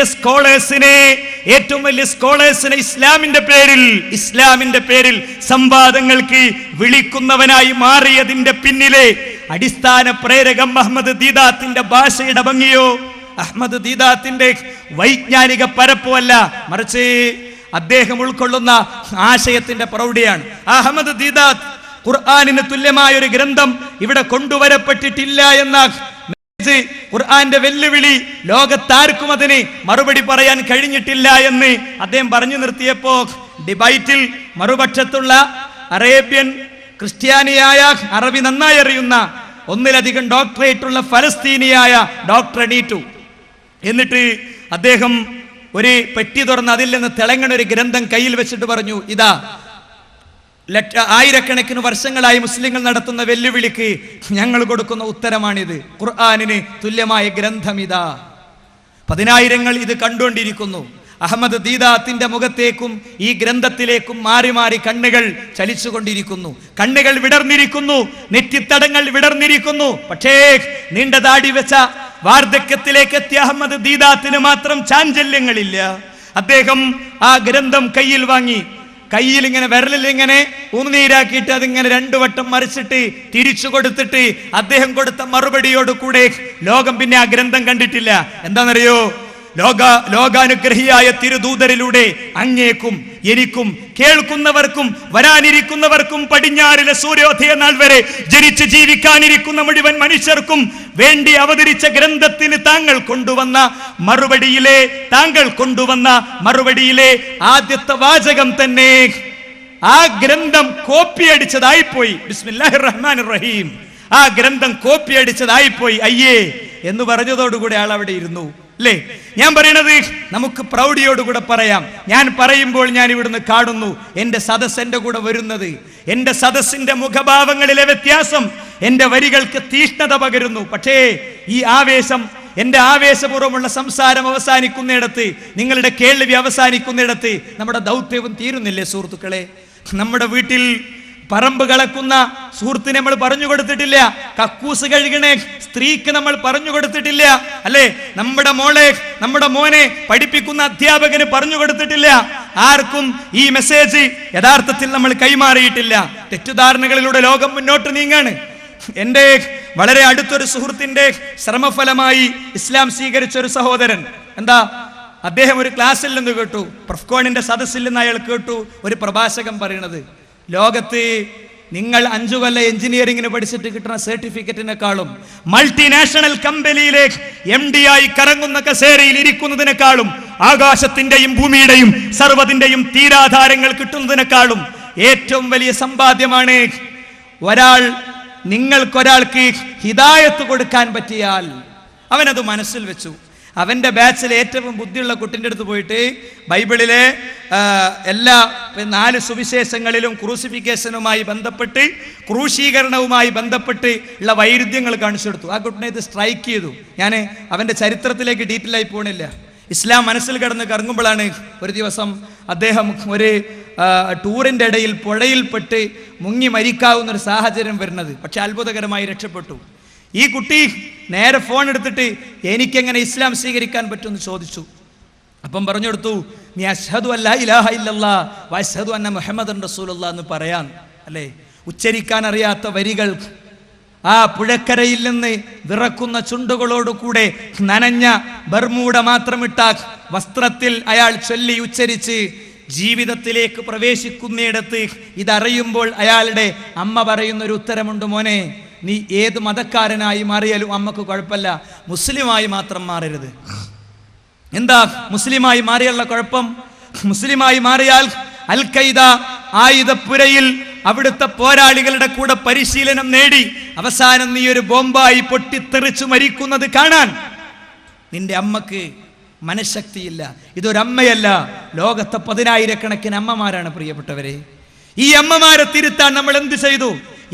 നിങ്ങളുടെ പൊളിറ്റിക്കൽ ലീഡർ അദ്ദേഹത്തിനെതിരിൽ ഒരു എന്താ പറയാ സാമ്പത്തിക ആരോപണം, ലൈംഗിക ആരോപണം വന്നാൽ അങ്ങാടിയിൽ ചായക്കടയിൽ വായ കൊണ്ടും കൈ കൊണ്ടും കാലുകൊണ്ടുമൊക്കെ അതിനെതിരിൽ ശക്തമായി പ്രതികരിക്കുന്ന നമ്മൾ, പ്രവാചകൻ ലൈംഗികദാഹിയായിരുന്നു എന്ന വിമർശനത്തിന് ആ വിമർശനം മനസ്സിൽ വെച്ചവർക്ക് എന്തുത്തരം കൊടുത്തു? പ്രിയപ്പെട്ടവരെ, ലോകത്തെ പോരാട്ടങ്ങളുടെയും ലോകത്തെ ഒളിപ്പോരുകളുടെയും ലോകത്തെ എല്ലാ സ്വകാര്യ സംഘടനകളുടെയും പിന്നിൽ പ്രവർത്തിച്ച തത്വശാസ്ത്രം ഒരു പക്ഷിക്കുഞ്ഞിന്റെ കരച്ചിൽ കേട്ട് അമ്മ കിളിക്കതിനെ തിരിച്ചു കൊടുക്കുക എന്ന് പറയാനുള്ള മനസ്സ് കാണിച്ച പ്രവാചകനാണ്. ലോകത്തെ എല്ലാ തീവ്രവാദത്തിന്റെയും പിന്നിലെന്ന ആരോപണം വിശ്വസിച്ചവനെ തിരുത്താൻ നിങ്ങളുടെ സ്റ്റാഫ് റൂമിലെ 10 ആളോട് പറയാൻ നമുക്ക് കഴിഞ്ഞിട്ടുണ്ടോ? പ്രിയപ്പെട്ടവരെ, നമ്മൾ ആലോചിക്കണം. ഇവിടെയാണ് ആ സമ്പുഷ്ടമായ കച്ചവടം നമ്മൾ ഇറക്കേണ്ടത്. ഈ സമ്മേളനത്തിന്റെ മെസ്സേജ് ഇതാകണം. ഇവിടെ വന്ന ആളുകൾ ഇവിടെ എങ്ങനെ എത്തി? നിങ്ങൾ ആലോചിച്ച് നോക്കൂ. ഈ പന്തൽ കെട്ടുന്നതിന്റെ മുമ്പ് എന്തെല്ലാം പ്രവർത്തനങ്ങൾ നടന്നിട്ടുണ്ടാകും. ആ പ്രവർത്തനങ്ങളിൽ ഉറങ്ങാത്ത രാത്രികളുള്ള സുഹൃത്തുക്കൾ ഉണ്ടാകും. ഇവിടെ ഇരിക്കുന്ന നിങ്ങളെപ്പോലെ അവരിപ്പോഴും സദസ്സിലിരുന്ന് ഇത് കേൾക്കുന്നില്ലെങ്കിലും ഈ സദസ്സ് കാണുമ്പോൾ അവരുടെ ഹൃദയത്തിലെ സന്തോഷം, ലേബർ റൂമിൽ നിന്ന് 7 കൊല്ലം കാത്തിരുന്നതിന്റെ ശേഷം തനിക്ക് കിട്ടിയ പൊന്നാര മകനെ കൈത്തണ്ടയിലേക്ക് വാങ്ങുമ്പോഴുള്ള സന്തോഷത്തെക്കാളും വലിയ സന്തോഷം എപ്പോഴുണ്ടാകുന്നറിയോ? ഈ നിറഞ്ഞ സദസ്സ് കാണുമ്പോൾ ഉണ്ടാകും. അതുകൊണ്ട് ഇട്ട കസേരകളിൽ ഇരിക്കുന്നവർ മാത്രമായി നമ്മൾ മാറാതിരിക്കുക. നമ്മളും കസേരയിടുക. നമ്മുടെ വീട്ടുമുറ്റത്ത് 25 വീടുകളിലെ ആളുകളെ നമ്മളും നമ്മുടെ ഭാര്യയും പോയി ക്ഷണിക്കുക. ഒരു പ്രഭാഷകൻ വരിക, സംസാരിക്കുക. നമ്മുടെ അങ്ങാടിയിൽ ഒരു പ്രോഗ്രാം സംഘടിപ്പിക്കാൻ വേണ്ടി ഒരു മൈക്രോഫോൺ കെട്ടുക. അല്ലേ, ഇവിടുത്തെ മുസ്ലിങ്ങളുടെ സ്ഥിതി എന്താണ്? പത്തനംതിട്ടയിലാണ് പ്രിഫ്കോൺ, തൊട്ടുപുറത്ത് കോട്ടയത്ത് ഒരു സ്ക്വാഡുമായി ബന്ധപ്പെട്ട് കഴിഞ്ഞ 2ാം സാൽവേഷൻ കാലത്ത് പോയപ്പോ സ്ക്വാഡ് കഴിഞ്ഞു വന്ന എൻ്റെ ഒരു സുഹൃത്ത് പറഞ്ഞു ഞങ്ങൾ ഒറ്റ വീട്ടിലേ പോയതുള്ളൂ, 4 മണിക്കൂറേ. എല്ലാവരും ചിരിച്ചു. 2-3 മണിക്കൂർ ഒറ്റ വീട്ടിലോ? നിങ്ങൾ എന്ത് മനുഷ്യന്മാരാന്ന് ചോദിച്ചു. അപ്പൊ പറഞ്ഞു, ഞങ്ങൾ ആ വീട്ടിൽ ചെന്നപ്പോ അവിടെ ഒരു സ്ത്രീ ഉണ്ട്. അവരോട് ഇയാളിങ്ങനെ ശ്ലോകമൊക്കെ ചൊല്ലി കാര്യങ്ങൾ ഇങ്ങനെ പറഞ്ഞപ്പോ ആ സ്ത്രീ പറഞ്ഞു, ഞാനും കുട്ടികളെ ഒരു മുസ്ലിം തന്നെയാണ്. അപ്പൊ ചോദിച്ചു, ഈ ഇരിക്കണ ശ്രീകൃഷ്ണ വിഗ്രഹോ? അപ്പൊ പറഞ്ഞു, നമുക്കെന്താ ചോദിച്ചാൽ ആര് തന്നാലും വാങ്ങിക്കൂടെ, ഇന്നാളോട് ചോദിക്കണമെന്നൊന്നുമില്ലല്ലോ. ഇതാണ് മുസ്ലിം സമുദായം. പ്രിലിമിനറിക്ക് പഠിക്കണ കാലത്ത്, SLC കഴിഞ്ഞ് 1ാം വർഷം പ്രിലിമിനറിക്ക് പഠിക്കണ കാലത്ത് ഇടുക്കി ജില്ലയിലെ ഒരു പ്രദേശത്ത് റമലാ മാസം അങ്ങനെ ഉണ്ടല്ലോ, കോളേജിൽ നിന്നൊക്കെ നമ്മൾ പോകും, ഇമാമായി നിൽക്കാൻ വേണ്ടി ഞാൻ പോയി. അപ്പോൾ ഒരു ക്ലാസ്സിൽ ഇങ്ങനെ മാലനെ പറ്റി പറയാം. അപ്പോൾ ചോമരൻ്റെ അപ്പുറത്തുനിന്നൊരു സ്ത്രീ, ഞാനിപ്പോഴും എനിക്ക് മുഖമറിയാത്ത ഒരു മധ്യവയസ്കയുടെ സ്വരത്തിൽ സംസാരിച്ച സ്ത്രീ ചോദിക്കാണ്, കുട്ടിയെ മൗലൂദും അറബിയിലാണ്, ഖുർആനും അറബിയിലാണ്, പിന്നെന്താ രണ്ടും തമ്മിൽ വ്യത്യാസം? അല്ലേ, നമുക്ക് ചർച്ചകളും നമുക്ക് ആലോചനകളും നമുക്ക് ചിന്തകളും നമുക്ക് വരികളും വാചകങ്ങളും എല്ലാം ആകാം. പക്ഷേ സലഫിയത്തിന്റെ 1ാമത്തെ പാതി കിട്ടാതെ നരകത്തിലെ ഇന്ധനങ്ങളാകുന്ന 10,000ങ്ങളുടെ കാര്യത്തിൽ നമ്മൾ എന്ത് സ്റ്റെപ്പ് എടുത്തു എന്ന് പ്രിയപ്പെട്ടവരെ നമ്മൾ ഓരോരുത്തരും ആലോചിക്കേണ്ടതാണ്. കഴിഞ്ഞ 1.5 മാസം മുമ്പ് പത്തനംതിട്ടയിലേക്ക് ഒരു യാത്ര നടത്തിയതിനെ സംബന്ധിച്ച് ഈ കഴിഞ്ഞ 10-25 ദിവസമായി തുടർച്ചയായി പലപ്പോഴും റേഡിയോയിൽ എന്നെ കേട്ട ആളുകളോട് ഞാൻ പറഞ്ഞിട്ടുണ്ട്. എന്താ അറിയോ, യാത്രക്കിടയിൽ ഇന്നോവ വാനിൽ 6 ആളുകൾ പോവുകയാണ്. 50 കിലോമീറ്റർ ഒരു മുസ്ലിം പള്ളി കാണാത്ത അത്ര ദൂരം കേരളത്തിൽ ഇസ്ലാം എത്താത്ത പ്രദേശമുണ്ട് എന്ന് എൻ്റെ സുഹൃത്തുക്കൾ മനസ്സിലാക്കിക്കോളൂ. ഇവിടെ ദൗത്യങ്ങൾ തിരിച്ചറിയാൻ നമുക്ക് സാധിക്കണം. ഞാനൊരു ഡോക്ടറാണ്, ഞാനൊരു എഞ്ചിനീയറാണ്. എനിക്ക് എൻ്റെ കുടുംബം, മക്കള്, കുട്ടികൾ രാവിലെ ഓഫീസിലേക്ക് പോകുന്നു, വൈകുന്നേരം പച്ചക്കറിയും ഒക്കെ ആയിട്ട് വന്നിട്ട് ഭാര്യ തരുന്ന കട്ടൻ ചായ കുടിച്ചിട്ട് മക്കളോട് കളിച്ചിരിക്കുന്നു. അത്യാവശ്യം കുടുംബകാര്യം, ഒരു കല്യാണ സ്ഥലം ഉണ്ടെങ്കിൽ അവിടെ പൂർണ്ണമായിട്ട് കല്യാണ സ്ഥലത്ത് അല്ലേ.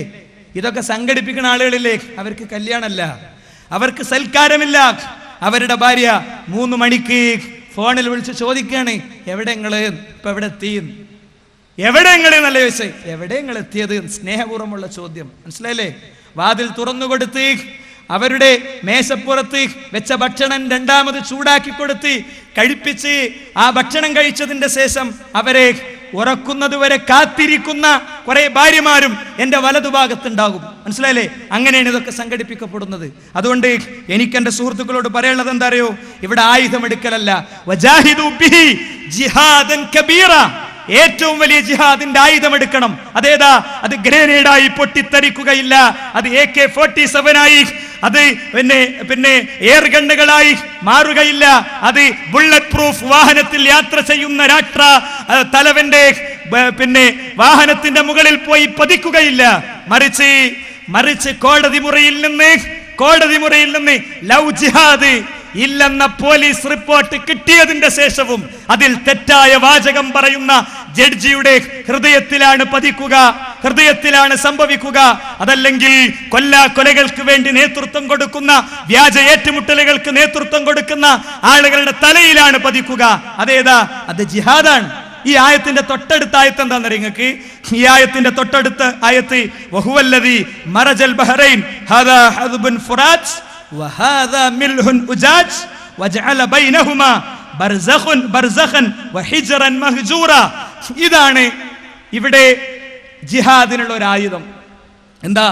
കടലിനെ കുറിച്ച് പറയാണ്. രണ്ട് കടൽ ചേരുന്നു അല്ലേ? ആ 2 കടൽ ചേരുന്നതിന്റെ ഇടയ്ക്ക് ഉപ്പുജലമല്ലാത്ത ശുദ്ധമായ ജലമൊഴുകുന്ന ഒരു ഭാഗം നിനക്ക് കാണാം. സമുദ്രശാസ്ത്രം അറിയാത്ത, സ്വന്തം പേര് പോലും അറിയാത്ത, 6-ാം വയസ്സിൽ മടിയിൽ കിടന്ന് ഉമ്മ മരിക്കുമ്പോൾ എൻ്റെ ഉമ്മച്ചി മരിക്കുകയാണ് എന്ന് പോലും മനസ്സിലാക്കാൻ കഴിയാത്ത, ജീവിതായോധനത്തിന് വേണ്ടി, ഒരു നേരത്തെ അന്നത്തിന് വേണ്ടി ഓറഞ്ച് കച്ചവടക്കാരൻ കണ്ണൂർ ടൗണിലെ ഫുട്പാത്തിൽ കച്ചവടം ചെയ്തതുപോലെ ഉക്കാലയിലും മദീനയിലും മറ്റു പ്രദേശങ്ങളിലും പോയി കച്ചവടം ചെയ്യേണ്ടി വന്ന, ആട്ടിൻ പറ്റങ്ങളുടെ കൂടെ കത്തിജ്വലിക്കുന്ന സൂര്യന്റെ താഴെ ജീവിക്കേണ്ടി വന്ന, ശാസ്ത്രവും ലബോറട്ടറിയും ലാബും കണ്ടിട്ടില്ലാത്ത റസൂൽ സല്ലല്ലാഹു അലൈഹി വസല്ലം തങ്ങൾ ഓതിയ ആയത്താണിത്. നമുക്ക് പറയാം ലോകത്തോട്, ഇതെങ്ങനെ സാധിച്ചു? കടലിനെ സൃഷ്ടിച്ച പടച്ചവൻ ഉണ്ടാക്കി. ആ ജിഹാദിലേക്കാണ് സുഹൃത്തുക്കളെ വരേണ്ടത്. ആ ജിഹാദിന് സ്വാധീനം ഉണ്ടാകും. കാരണം എന്താ അറിയോ? നിങ്ങൾ കേട്ടോളീം. ലൗ അൻസൽനാ ഹാദൽ ഖുർആന അലാ ജബലിൻ, നമ്മൾ ഒരു പർവ്വതത്തിന്റെ മുകളിലാണ് ഈ ഖുർആനിനെ ഇറക്കിയിരുന്നതെങ്കിൽ ലറഅയ്തഹു ഖാശിഅൻ മുതസദ്ദിഅൻ മിൻ ഖശിയത്തില്ലാഹ്. അത്ഭുതം, മഹാ അത്ഭുതം. പക്ഷെ നമുക്ക് ഇപ്പോഴത് തോന്നിയിട്ടില്ല. ആ ഖുർആൻ ഒരു പാറപ്പുറത്താണ് ഇറങ്ങിയിരുന്നതെങ്കിൽ ആ പാറ ഈ ഖുർആനിന്റെ ശക്തിക്ക് മുന്നിൽ അള്ളാഹിനെ പേടിച്ച് വിനയാന്വിതമാകുമായിരുന്നു. അത് പൊട്ടിത്തെറിക്കുമായിരുന്നു, അത് പൊട്ടിത്തകർന്നു പോകുമായിരുന്നു. എന്നിട്ട് ഖുർആൻ പറയാ, വത്തിൽകൽ അംസാൽ, ഈ ഉദാഹരണങ്ങൾ നമ്മളത് നവരിബുഹാ ലിന്നാസ്, ജനങ്ങളെ നിങ്ങൾക്ക് വേണ്ടി പറഞ്ഞു തന്നത് ലഅല്ലഹും യതഫക്കറൂൻ, നിങ്ങൾ ചിന്തിക്കാൻ വേണ്ടി തന്നെയാണ്. നോക്കൂ നിങ്ങൾ, പാറന്റെ ശക്തി നമുക്കറിയാം. ആ പാറ എങ്ങനെ പൊട്ടിക്കണതെന്നറിയാം.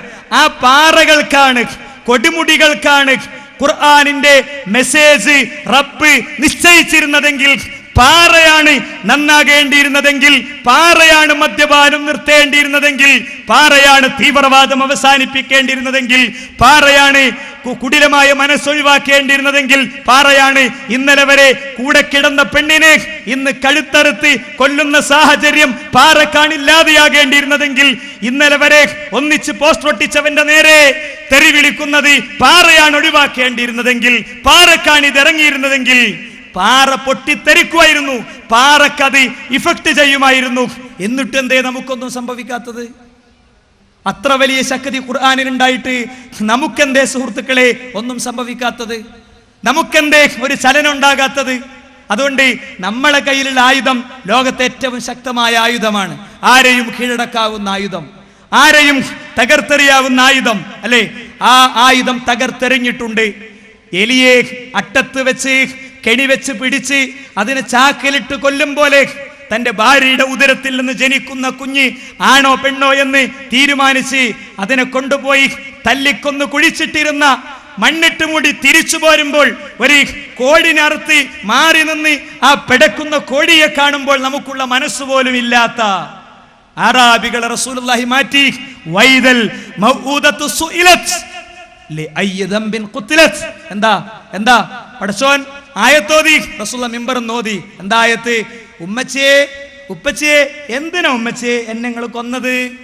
എന്തിനാണ് നിങ്ങൾ എന്നെ കൊന്നത് എന്ന് പരലോകത്ത് നിന്ന് കുഞ്ഞുകാലുകളിൽ അടിവെച്ചടിവെച്ച് നിങ്ങളുടെ വിരലിൽ പിടിച്ച് നിങ്ങളെ മുഖത്ത് നോക്കി ചോദിക്കുന്ന ഒരു ദിവസമുണ്ട്, അല്ലേ? ഈ മെസ്സേജ്, ഈ പറയുന്ന ഖുർആൻ അന്നുണ്ടായിരുന്നു, ഇപ്പല്ല എന്നാണോ? ഈ പരിവർത്തനം ഉണ്ടാക്കുന്ന ഖുർആൻ ഇന്നുണ്ട് സുഹൃത്തുക്കളെ. എനിക്ക് ഓർമ്മയുണ്ട്, സാൽവേഷനിൽ അബോർഷനെ വളരെ ശക്തമായി ചിത്രീകരിച്ചൊരു ഭാഗം ഉണ്ടായിരുന്നു. അബോർഷൻ, ഗർഭചിത്രത്തെ മനോഹരമായി ചിത്രീകരിച്ചൊരു ഭാഗം. ഡോക്ടർ ഗർഭാശയത്തിൽ വളർന്നുകൊണ്ടിരിക്കുന്ന കുഞ്ഞിനെ കൊല്ലാനൊരുങ്ങുമ്പോൾ 2 വിരലുകൾ ആ കൊല്ലാൻ ഉപയോഗിക്കുന്ന ആയുധത്തിന്റെ നേരെങ്ങനെ പൊങ്ങി വന്നതിന്റെ താഴെ മനോഹരമായി അത് ഡിസൈൻ ചെയ്തു വെച്ച ആളെഴുതിയ വാചകം എനിക്ക് ഓർമ്മയില്ല. പക്ഷേ വാചകത്തിന്റെ ആശയം എൻ്റെ ഹൃദയത്തിലുണ്ട്, നിങ്ങളുടെ ഹൃദയത്തിലുണ്ട്. സർ, എന്നെ കൊല്ലല്ല സർ, എനിക്ക് ഭൂമിയിലേക്ക് ജനിച്ചു വീഴണം സർ. അച്ഛാ, എന്നെ കൊല്ലല്ലേ അച്ഛാ, എനിക്ക് പൂമ്പാറ്റയെ പിടിക്കണം അച്ഛാ, എനിക്ക് മണ്ണപ്പം ചുടണം അച്ഛാ, എനിക്ക് കൂട്ടുകാരോടുകൂടെ കളിക്കണം അച്ഛാ, എന്നെ കൊല്ലല്ലേ എന്ന് പറയുന്ന ചിത്രത്തിന്റെ മുന്നിൽ കണ്ണ് നിറഞ്ഞ എത്ര ആളുകളുണ്ട് സുഹൃത്തുക്കളെ, തളർന്നിരുന്ന എത്ര ആളുകളുണ്ട് സുഹൃത്തുക്കളെ. അവിടുത്തെ വളണ്ടിയർക്ക് കിട്ടിയ സ്ട്രോങ് ഡയറക്ഷൻ എന്താ അറിയൂ? ഇവിടെ നിന്ന് എങ്ങോട്ടും പോകരുത് എന്നാണ്.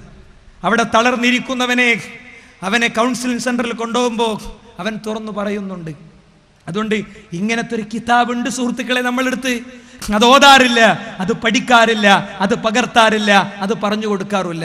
അതെങ്ങനെയൊക്കെ ആകാം, വ്യക്തിപരമായി നമുക്ക് ചെയ്യാം, ഡെയിലി ഓരോ മിനിറ്റിലും ചെയ്യാം. ഫോണിൽ നിന്ന് പോകുന്ന SMS ആയി, ഫേസ്ബുക്കിലെ സ്റ്റാറ്റസ് ആയി, ട്വീറ്റ് ചെയ്യപ്പെടുന്ന വരികളായി, വേണ്ട തൊട്ടയൽപക്കത്തൊരാൾക്ക് CD കൊടുക്കുന്നതായി, ഇവിടെ നിന്ന് ഇറങ്ങണെടുത്ത് ഒരു പോസ്റ്ററായി, കേവലം ഒരു പോസ്റ്റർ. ആ പോസ്റ്ററിന് ചിലപ്പോ 5 മണിക്കൂറിന്റെ പ്രസംഗത്തെക്കാളും വലിയ ശക്തി ഉണ്ടാവും. ധൈര്യമായിട്ട് പോയി ഒട്ടിക്കും, നിങ്ങൾ ധൈര്യമായിട്ട് പോയി ഒട്ടിക്കും. എന്താ കാരണം എന്നറിയോ? ഞാൻ പറഞ്ഞുതരാം. ഫ്രഞ്ച് വിപ്ലവത്തിൽ ഇത്രയാൾ കൊല്ലപ്പെട്ടു, റഷ്യൻ വിപ്ലവത്തിൽ ഇത്രയാൾ കൊല്ലപ്പെട്ടു, 1ാം ലോകമഹായുദ്ധത്തിൽ ഇത്ര പേർ കൊല്ലപ്പെട്ടു. ഇപ്പോഴും 2ാം ലോകമഹായുദ്ധത്തിന്റെ ആറ്റമിക് ബോംബുകളുടെ ഒരിക്കലും അറിയാത്ത ഇരകൾ, എന്തിനെനിക്ക് കാലില്ലാതെയായി, എന്തുകൊണ്ട് എനിക്ക് കണ്ണില്ലാതെയായി എന്നറിയാത്ത ഇരകൾ ഇന്നും അവര് അർദ്ധ ശവങ്ങളായി ജീവിച്ചു കൊണ്ടിരിക്കുന്നു. നിങ്ങൾ എഴുതിയ വാചകമാണ് ഞാൻ പറയണേ. എന്തു മാറ്റമുണ്ടായി, എന്തു ഫലമുണ്ടായി, എന്ത് നിലനിർത്തി. അടുത്ത വാചകം, എൻ്റെ പ്രവാചകൻ 76 യുദ്ധങ്ങൾ മാത്രം നയിച്ചു. അതിൽ പ്രവാചകൻ സ്വല്ലല്ലാഹു അലൈഹി വസല്ലം തങ്ങൾ നയിച്ച യുദ്ധങ്ങളിൽ ആകെ 1000-ൽ താഴെ പേർ മാത്രം മരിച്ചു. കോടികളെ കൊന്നൊടുക്കിയവർ, സമാധാന സംരക്ഷകരും, കേവലം കുറച്ചാളുകൾക്ക് മാത്രം ജീവൻ നഷ്ടപ്പെട്ട് വമ്പിച്ച മാറ്റങ്ങളുണ്ടായ യുദ്ധങ്ങൾക്ക് നേതൃത്വം നൽകിയ എൻ്റെ പ്രവാചകൻ അദ്ദേഹം തീവ്രവാദിയുമാണോ എന്ന് ഈ ബസ് സ്റ്റോപ്പിൽ എഴുതി ഒട്ടിക്ക്. എത്ര ആള് കാണും, അല്ലേ? എത്ര ആള് കാണും സുഹൃത്തുക്കളെ? ആ കാണുന്നിടത്ത് അത് നമ്മുടെ വ്യക്തിപരമായ ദൗത്യങ്ങളാണ്. പക്ഷേ വ്യക്തിപരമായ കേവല ദൗത്യങ്ങളിലൂടെ നമുക്ക് ലക്ഷ്യത്തിലേക്ക് എത്താൻ പറ്റുമോ? ഞാൻ പലപ്പോഴും പല സ്ഥലത്തും അനുസ്മരിക്കലുണ്ട്. ഒരു ഓപ്പറേഷൻ തിയേറ്ററിന് മുമ്പിൽ ഇങ്ങനെ ഇരിക്കുമ്പോൾ എനിക്ക് ഏറ്റവും ബന്ധപ്പെട്ട അയാളിങ്ങനെ മൊബൈലിൽ ഇങ്ങനെ കളിക്കുകയാണ്. ഈ സമയത്തും അയാളും എന്നെപ്പോലെ ദുഃഖിക്കേണ്ട ഒരാളാണ്. എന്തുകൊണ്ടാണ് നിങ്ങൾ നോക്കിയപ്പം അയാൾ അവിടെയും ദഅവത്താണ്. മനസ്സിലല്ലേ? അയാൾ അവിടെ പല ബ്ലൂടൂത്ത് ഓൺ ചെയ്ത് കിടക്കുന്നുണ്ട്. അതിലേക്ക് ഇവിടെ അടുത്ത് സംസാരിക്കാനിരിക്കുന്ന ആരിസ് ബിൻ സലീമിൻ്റെ രോഗവും ചികിത്സയും എന്ന CD-യിൽ നിന്ന് 2-3 മിനിറ്റ് കട്ട് ചെയ്തെടുത്തിട്ട് അതിങ്ങനെ ബ്ലൂടൂത്ത് ചെയ്യാണ്, അല്ലേ? എന്താ ആ ബ്ലൂടൂത്ത് ഒരാൾ സ്വീകരിക്കുമ്പോൾ സക്സസ്ഫുള്ളി ട്രാൻസ്ഫേർഡ് എന്ന് കാണുമ്പോൾ അയാളുടെ മുഖത്തെ സന്തോഷത്തെ എനിക്ക് വർണ്ണിക്കാൻ തോന്നുന്നത്, തൻ്റെ അവസാന മത്സരത്തിൽ ആയിരങ്ങൾ സച്ചിൻ സച്ചിൻ എന്ന് ആർത്തു വിളിക്കുമ്പോൾ ആ ആർത്തു വിളിക്കുന്ന ജനങ്ങളുടെ നേരെ 100 തികച്ച് എന്താ പറയാ, ബാറ്റ് ഉയർത്തുമ്പോൾ സച്ചിൻ ടെണ്ടുൽക്കർക്കുണ്ടായ ആനന്ദത്തെക്കാളും വലിയ ആനന്ദം ഇയാളെ 3 മിനിറ്റ് റിസീവ് ചെയ്തപ്പോൾ ഉണ്ടോ എന്ന് എനിക്ക് തോന്നി. അയാളെ പുറത്താക്കി എന്ന് പറയുന്ന ഒരു കത്ത് കിട്ടിയപ്പോൾ ഞാൻ എൻ്റെ മനസ്സിൽ സ്വയം പറഞ്ഞു, ഇയാളെ പുറത്താക്കാൻ നിങ്ങൾക്കാർക്കും സാധ്യമല്ല, നിങ്ങൾക്കൊരാൾക്കും സാധ്യമല്ല. അയാൾക്ക് സ്വയം പ്രവർത്തിക്കാനുള്ള തലം അയാൾ സൃഷ്ടിച്ചിട്ടുണ്ട്, അല്ലേ? വ്യക്തിപരമായി നമുക്കിങ്ങനെ പോകാം. പക്ഷേ ഇവിടെ നിലനിൽക്കുന്ന ഇത്തരം അന്തരീക്ഷങ്ങളെ നമുക്ക് കൈകാര്യം ചെയ്യാനാണ് കൂട്ടായ്മകൾ നമ്മൾ ഉണ്ടാക്കിയിട്ടുള്ളത്. കൃഷി ഇറക്കുന്ന പാർട്ട്ണർഷിപ്പ്, പങ്കാളിത്ത കച്ചവടം, അതിന് കൂടുതൽ ഫലങ്ങൾ ഉണ്ടാകും. മനസ്സിലായില്ലേ? അതിന് കൂടുതൽ റിസൾട്ടുകൾ ഉണ്ടാകും. കോഴിക്കോട് ഒരു സ്റ്റുഡിയോയിൽ ഒരു CD റെക്കോർഡ് ചെയ്യുന്നു. എന്താ വിഷയം? റസൂൽ സല്ലല്ലാഹു അലൈഹി വസല്ലം തങ്ങൾക്കെതിരിൽ എന്തോ ഒരു ആരോപണം വന്നു എന്ന് വിചാരിക്കുക.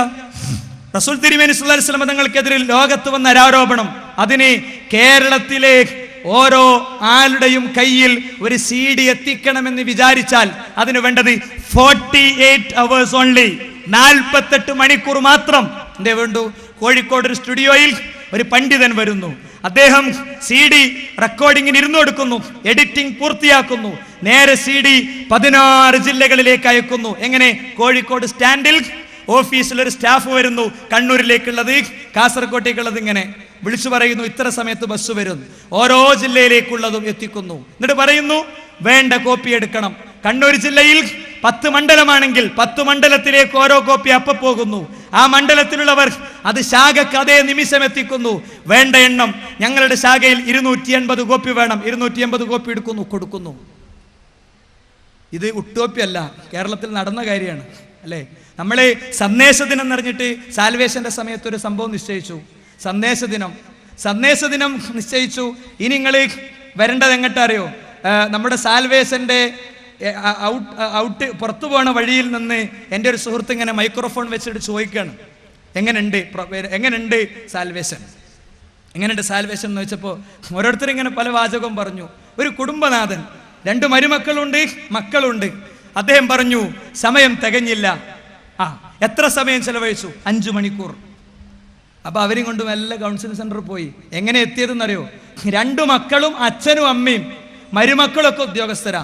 എല്ലാവരുടെയും ഓഫീസിൽ ഒരു ദിവസം ഒരു CD-യും ഒരു ലഘുലേഖയും കിട്ടുന്നു. തിരിച്ചു വന്നപ്പോ ശരി, ഇങ്ങനെ കിട്ടിയിട്ടുണ്ടെങ്കിൽ ഇത് കാണണം, കണ്ടപ്പോഴാണ് എത്തിയത്. എങ്ങനെ നടന്നത്? നമ്മളെ സുഹൃത്തുക്കൾ കച്ചവടം തീരുമാനിച്ചു. നേരെ ഹെഡ് മാസ്റ്റർ വിളിച്ചിട്ട് പറഞ്ഞു, എനിക്ക് വരാൻ കഴിയൂലെന്ന്, ഞാൻ ലീവാണ്, കല്യാണം ഉണ്ടായിട്ടല്ല, സൽക്കാരം ഉണ്ടായിട്ടല്ല, മോന്റെ രോഗം കാണിക്കാനല്ല, എൻ്റെ നബിനെ പറ്റി ലോകത്ത് ഒരുപാട് തെറ്റിദ്ധാരണയുണ്ട്, അത് തീർക്കാൻ ഒരു ദിവസത്തെ ലീവ്. മനസ്സിലായില്ലേ? അതിന് പോലീസ് സ്റ്റേഷൻ കയറാനാണ് ഞങ്ങളുടെ ഉത്തരവാദിത്വം, സ്കൂൾ കയറാനാണ് അവന്റെ ഉത്തരവാദിത്വം, സർക്കാർ ഓഫീസ് കയറാനാണ് അവന്റെ ഉത്തരവാദിത്വം. കൂട്ടായ്മകൾ സൃഷ്ടിച്ച വിപ്ലവങ്ങളും അത്ഭുതങ്ങളുമാണ് സുഹൃത്തുക്കളെ ഇത്. പെണ്ണിന്റെ അടുത്തേക്ക് ചെന്ന് അവരുടെ കൈ പിടിച്ച് അടുക്കളയിൽ ഇരിക്കുന്ന സ്ത്രീയോട് അവിടെ പോയി പറയാനാണ് MGM എന്ന സംവിധാനം നമ്മൾ ഉണ്ടാക്കിയത്. അരീക്കോട് ഗ്രൗണ്ടിൽ കുട്ടികൾ പന്ത് തട്ടുന്നതിന്റെ ഇടയ്ക്ക് ഷെയ്ഖ് മുഹമ്മദ് മൗലവി കാലിക്കറ്റ് യൂണിവേഴ്സിറ്റിയുടെ സിൻഡിക്കേറ്റിൽ ഉണ്ടായിരുന്നു, കാലിക്കറ്റ് യൂണിവേഴ്സിറ്റിയുടെ സിലബസ് കമ്മിറ്റിയിൽ ഉണ്ടായിരുന്നു, എല്ലാം ഉണ്ടായിരുന്നു. പക്ഷേ കേരളം കണ്ട ഏറ്റവും വലിയ മുഹദ്ദിസ് അദ്ദേഹം ഈ വയലേലകളിലൂടെ അരീക്കോട്ടിന്റെ ഫുട്ബോൾ ഭ്രാന്തിന്റെ അരികിലൂടെ നടന്നു പോകുമ്പോ മുസ്ലിം ചെറുപ്പക്കാര് ഫുട്ബോളിന്റെ ഫൗളിന്റെ പേരിൽ തെറി വിളിക്കണത് കണ്ടപ്പോ അവിടെയുള്ള ഒരാൾ വിളിച്ചിട്ട് പറഞ്ഞു, ഈ കുട്ടികളോടൊന്നും ഞാൻ പറഞ്ഞാൽ കേൾക്കൂല, വയസ്സനാണ് ഞാൻ, ഓലോട് നിങ്ങൾ തന്നെ പറയേണ്ടത്, അതുകൊണ്ട് ഓൽക്കു വേണ്ടി സംവിധാനം ഉണ്ടാക്കണം. അങ്ങനെ ഉണ്ടായതാണ് ISM. 970-കളിൽ ക്യാമ്പസുകളിൽ ഒരു പുതിയ പ്രവണത കണ്ടു. എന്താ? നിസ്കരിക്കാത്ത മക്കൾ തോളിൽ ഒരു ബാഗും പിടിച്ച്, ചില സാഹിത്യ പ്രസ്ഥാനങ്ങളുടെ ഗ്രന്ഥവും പിടിച്ച് മതനിഷേധത്തെ നന്മയായി കണ്ടുവന്ന ഒരു ഘട്ടം. എന്താ? ആകാശത്തെ മേഘപാളികളിൽ നിന്ന് ദൈവത്തെ ചവിട്ടി പുറത്താക്കുന്ന ചിത്രങ്ങൾ പ്രസിദ്ധീകരിച്ച് ക്യാമ്പസുകളിലേക്ക് കടന്നു വന്ന ചില ഇസങ്ങൾ അവരെ പിടികൂടുന്നു എന്ന് കണ്ടപ്പോ ഷാർപ്പ് ടൈമിംഗ്. കേരളത്തിലെ ആദ്യത്തെ മതവിദ്യാർത്ഥി സംഘടന മുജാഹിദ് സ്റ്റുഡൻസ് മൂവ്മെന്റ് ഉണ്ടായി, അല്ലേ? ആ മുജാഹിദ് സ്റ്റുഡൻസ് മൂവ്മെന്റ് പ്രവർത്തനവുമായി പോയപ്പോ പ്രാദേശിക തലത്തിലെ പ്രവർത്തനത്തിന് വേറെ സംവിധാനം വേണമെന്ന് ചിന്തിച്ചു. ക്യാമ്പസിലേക്ക് ഇറങ്ങാൻ ക്യാമ്പസ് വിങ് ഉണ്ടായി. ക്യാമ്പസുകളുടെ എണ്ണം വർദ്ധിച്ചപ്പോൾ എഞ്ചിനീയറിംഗ് ക്യാമ്പസുകളിലേക്ക്, പ്രൊഫഷണൽ ക്യാമ്പസുകളിലേക്ക് പ്രൊഫഷണൽ വിങ് വന്നു.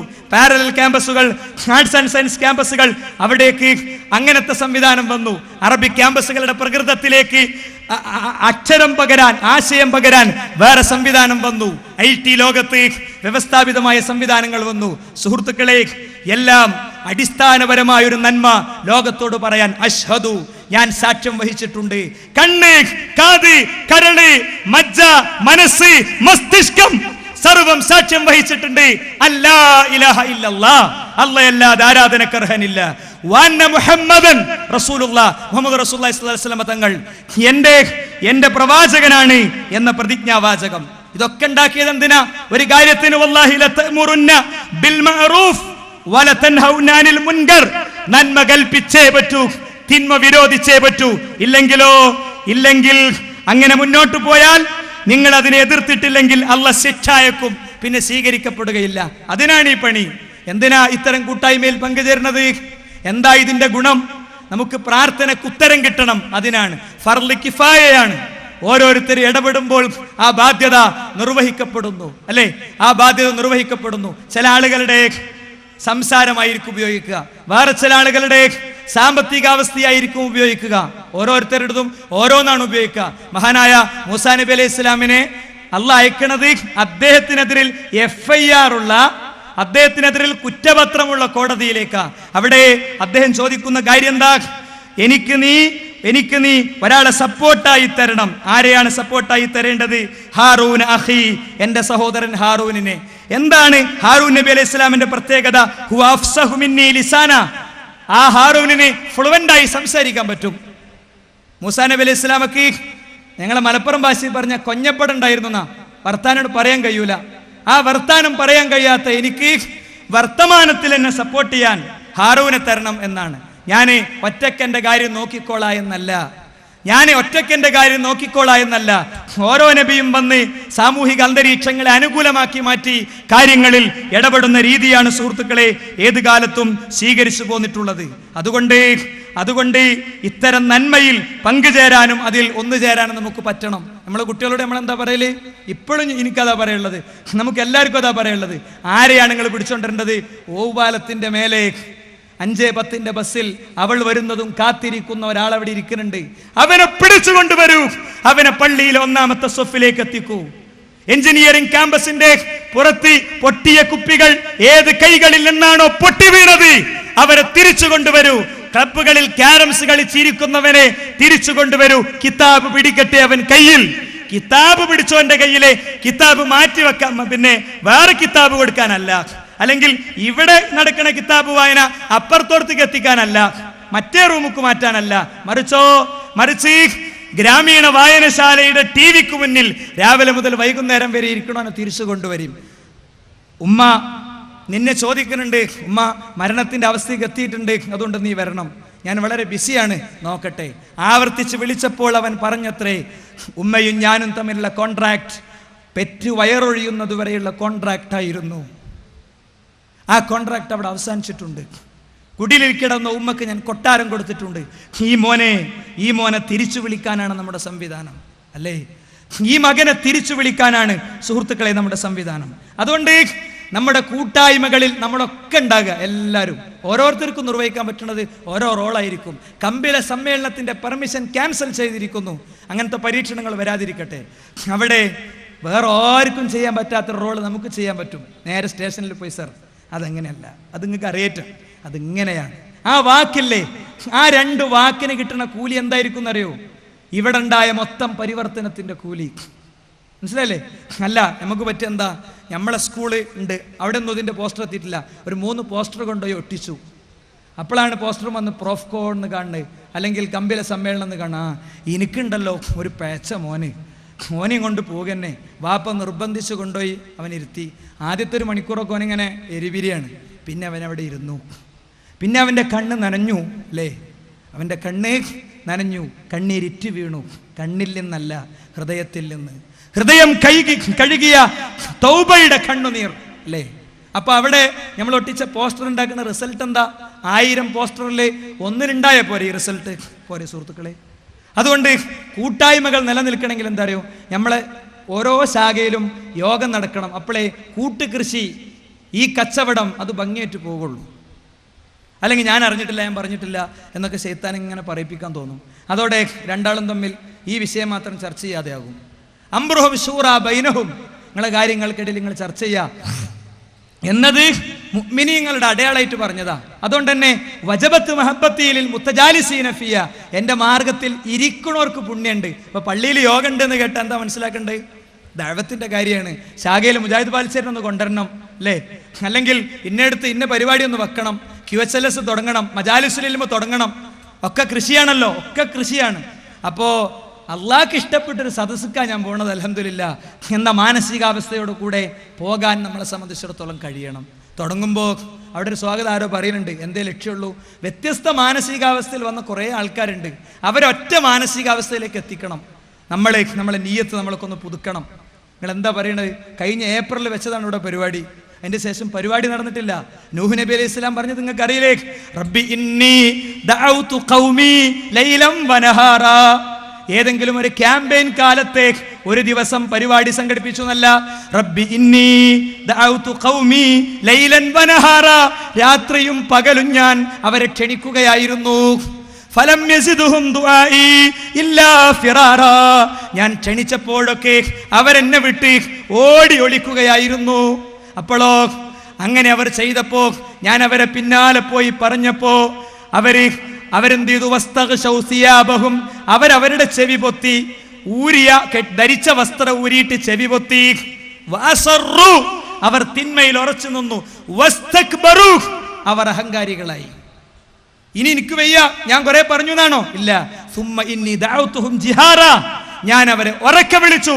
സുമ്മ ഇന്നി അലൻതു ലഹും വഅസ്റർതു ലഹും ഇസ്റാറാ, ഞാൻ അവരെ രഹസ്യമായിട്ട് വിളിച്ചു. അലൻതു ലഹും, ഞാൻ അവരെ പരസ്യമായിട്ട് വിളിച്ചു അല്ലേ. പക്ഷേ അവർ തിന്മയിൽ തന്നെ മുന്നോട്ട് പോയി. അതുകൊണ്ട് ഈ പണി നിർത്തി ഇനി വേറെ എന്തെങ്കിലും പണിക്ക് പോകാന്നാണോ? പടച്ചോനെ 950 കൊല്ലം ഞാൻ പണിയെടുത്തു, ഭാര്യനെ പോലും കിട്ടിയില്ല. സലഫി ദഅവത്ത് റിസൾട്ട് ഓറിയന്റഡ് അല്ല, നിങ്ങൾ മനസ്സിലാക്കിക്കോളി. എത്ര റിസൾട്ട് ഉണ്ടാകണോ അതിനനുസരിച്ചാണ് എന്നതല്ല. ദഅവത്ത് ദൗത്യം നമ്മൾ തുടരുക. എന്തെങ്കിലും എവിടെങ്കിലും എപ്പോഴെങ്കിലൊക്കെ ഒരു പരിപാടി വെച്ചിന്റെ കഥ പറഞ്ഞിരിക്കാതിരിക്കുക. അപ്പോ അതൊക്കെ പറയാനാ സ്വാഗതം അല്ലേ. സ്വാഗതം ചെയ്തു എന്ന് പറഞ്ഞ വാക്കിന്റെ ഒരു ആവശ്യമല്ല. അത് കഴിഞ്ഞ് അധ്യക്ഷൻ, 3 ആളുള്ള യാത്രക്കും വേണമല്ലോ ഒരു നേതൃത്വം. അപ്പോ മൊത്തത്തിൽ കാര്യങ്ങൾ കോർഡിനേറ്റ് ചെയ്യാനുള്ള ആളാണ് അധ്യക്ഷൻ. ചർച്ചയൊക്കെ കഴിഞ്ഞ് എല്ലാവരും രേഖപ്പെടുത്തുകയാണ് അല്ലേ, എല്ലാ കാര്യങ്ങളും രേഖപ്പെടുത്തുക. ഓരോ മിനിറ്റിലും പറഞ്ഞത് രേഖപ്പെടുത്തുക. ആർക്കും ഓർമ്മ ഉണ്ടാവില്ല, ഓരോരുത്തരും അവനാന്റെ ലോകത്താണ്. അപ്പോ അവനാന്റെ ലോകത്തായതുകൊണ്ട് കച്ചവടത്തിനും കൃഷിക്കൊക്കെ ഇറങ്ങുമ്പോൾ അങ്ങനെയല്ലേ. ആദ്യകാലത്തെ വിശ്വാസികളെ സംബന്ധിച്ച് സൂറത്ത് ജുമയിൽ ഇറങ്ങിയ ഒരു ആയത്തുണ്ട്. എന്താ? അങ്ങനെ റസൂലുള്ളാഹി ഖുത്ബ നടത്തിക്കൊണ്ടിരിക്കുമ്പോൾ, റസൂൽ സ്വല്ലല്ലാഹു അലൈഹി വസല്ലം തങ്ങൾ ഖുത്ബ നടത്തിക്കൊണ്ടിരിക്കുമ്പോൾ അവരെന്ത് ചെയ്തു? അവരിറങ്ങിപ്പോയി, എല്ലാവരും ഇറങ്ങിപ്പോയി. സൂറത്ത് ജുമയിൽ ആയത്ത് ഇങ്ങനെ കാണുമ്പോൾ വൈദാറു തിജാറത്തൻ ഔ ലഹവൻ ഇൻഫളു എന്നുള്ള ആയത്ത് എടുത്തു വായിച്ചു നോക്കുക. അവിടെ കാണാം കച്ചവട സംഘം കുറേ ദിവസങ്ങൾക്ക് ശേഷം വരിക. ഖുത്ബന്റെ ഇടയിൽ നിന്ന് എല്ലാവരും ഇറങ്ങിപ്പോയി. പിന്നെ അവിടെ ആരാ ബാക്കിയായത്? ഇസ്നാ അശറ റജുലൻ വംറഅ, 12 പുരുഷന്മാരും ഒരു പെണ്ണും അല്ലേ. അല്ലാത്തവരൊക്കെ പോയി എന്നാണ്. അപ്പോഴാണ് ആയത്തിറങ്ങണേ. സ്വഹാബികൾക്ക് വരെ അങ്ങനെയാണെങ്കിൽ നമുക്കുണ്ടാകും. അപ്പൊ നമ്മളെ നിരന്തരം കൂടി അങ്ങോട്ട് ഉപദേശിച്ചു ഇങ്ങോട്ട് ഉപദേശിച്ചു ഒക്കെ ഇത് നിങ്ങൾ തന്നെ ഏറ്റെടുക്കണം, ഇത് നിങ്ങൾ തന്നെ ചെയ്യണം എന്നൊക്കെ പറഞ്ഞ് നിർബന്ധിച്ച് അവസാനം ഒരു നന്ദി രേഖപ്പെടുത്തുന്നു എന്ന് പറയണത് ഇന്നു മുതലാണ് നിർത്തിക്കാളിയും. അതെന്തിനാ അറിയോ? സുബ്ഹാനക അല്ലാഹുമ്മ വബിഹംദിക് അശ്ഹദു അല്ലാ ഇലാഹ ഇല്ലാ അൻത അസ്തഗ്ഫിറുക വഅതൂബു ഇലൈക്. ഒരു സദസ്സ് പിരിയുമ്പോൾ ചൊല്ലാനുള്ള ദുആ ഉണ്ട്, അത് ചൊല്ലാനാ അല്ലേ. ഈ നിലക്ക് ആണ് പോയാൽ ശൈത്താന് പിന്നെ സ്വഫിൽ ഇടണ്ടാവൂല സുഹൃത്തുക്കളെ, ഉണ്ടാകൂല. മാത്രല്ല പലർക്കും ഇതൊക്കെ നടക്കാത്തതിൻ്റെ ഒരു കാരണം എന്താ പറയുക? ഭയങ്കര തിരക്കാണ്. അതുകൂടി പറഞ്ഞ് ഞാൻ അവസാനിപ്പിക്കുകയാണ്. എന്താ തിരക്ക് എന്ന് പറഞ്ഞാൽ ഞങ്ങൾക്ക് പറഞ്ഞുതരാം. എന്താ അറിയോ?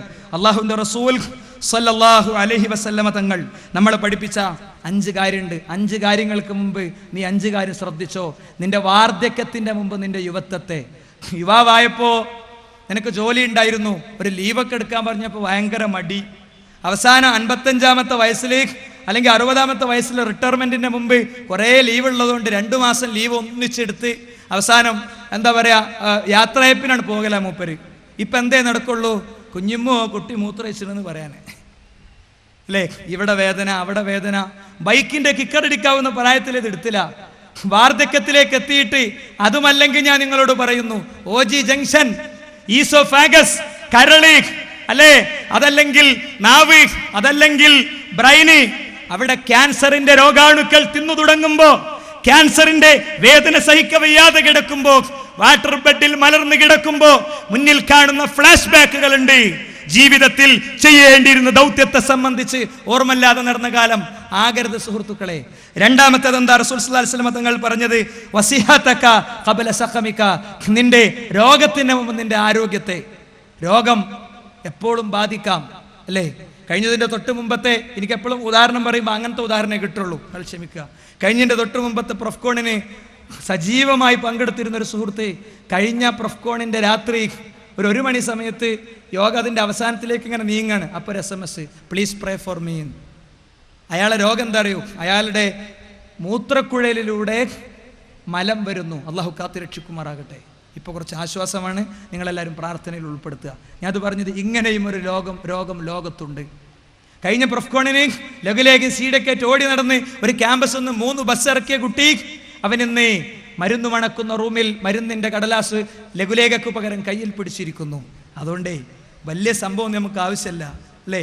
ഓരോ കാലത്തും നാട്ടിൽ നടക്കുന്ന തർക്കങ്ങളുടെ മൈന്യൂട്ട് കാര്യങ്ങളിൽ അതിന് അഖീദയിലോ അതിന് മൻഹജിലോ കാര്യമായ പ്രസക്തിയൊന്നും ചിലപ്പോൾ ഉണ്ടാവില്ല. അയിമങ്ങനെ കടന്ന് കറങ്ങി ഞാനൊന്ന് തീരുമാനമായിട്ടുള്ളൂ എന്ന് ചില ആൾക്കാർ ഡയലോഗ് അടിക്കണത്. ഒന്നുമില്ല, കാര്യമൊക്കെ നടന്നു പോകും. ഒരു മഹാനന്മയുടെ പുണ്യം നമുക്ക് കിട്ടാതെയും പോകും. ഞാനിതൊരു അനുഭവത്തിൽ നിന്നാണ് പറയണത്.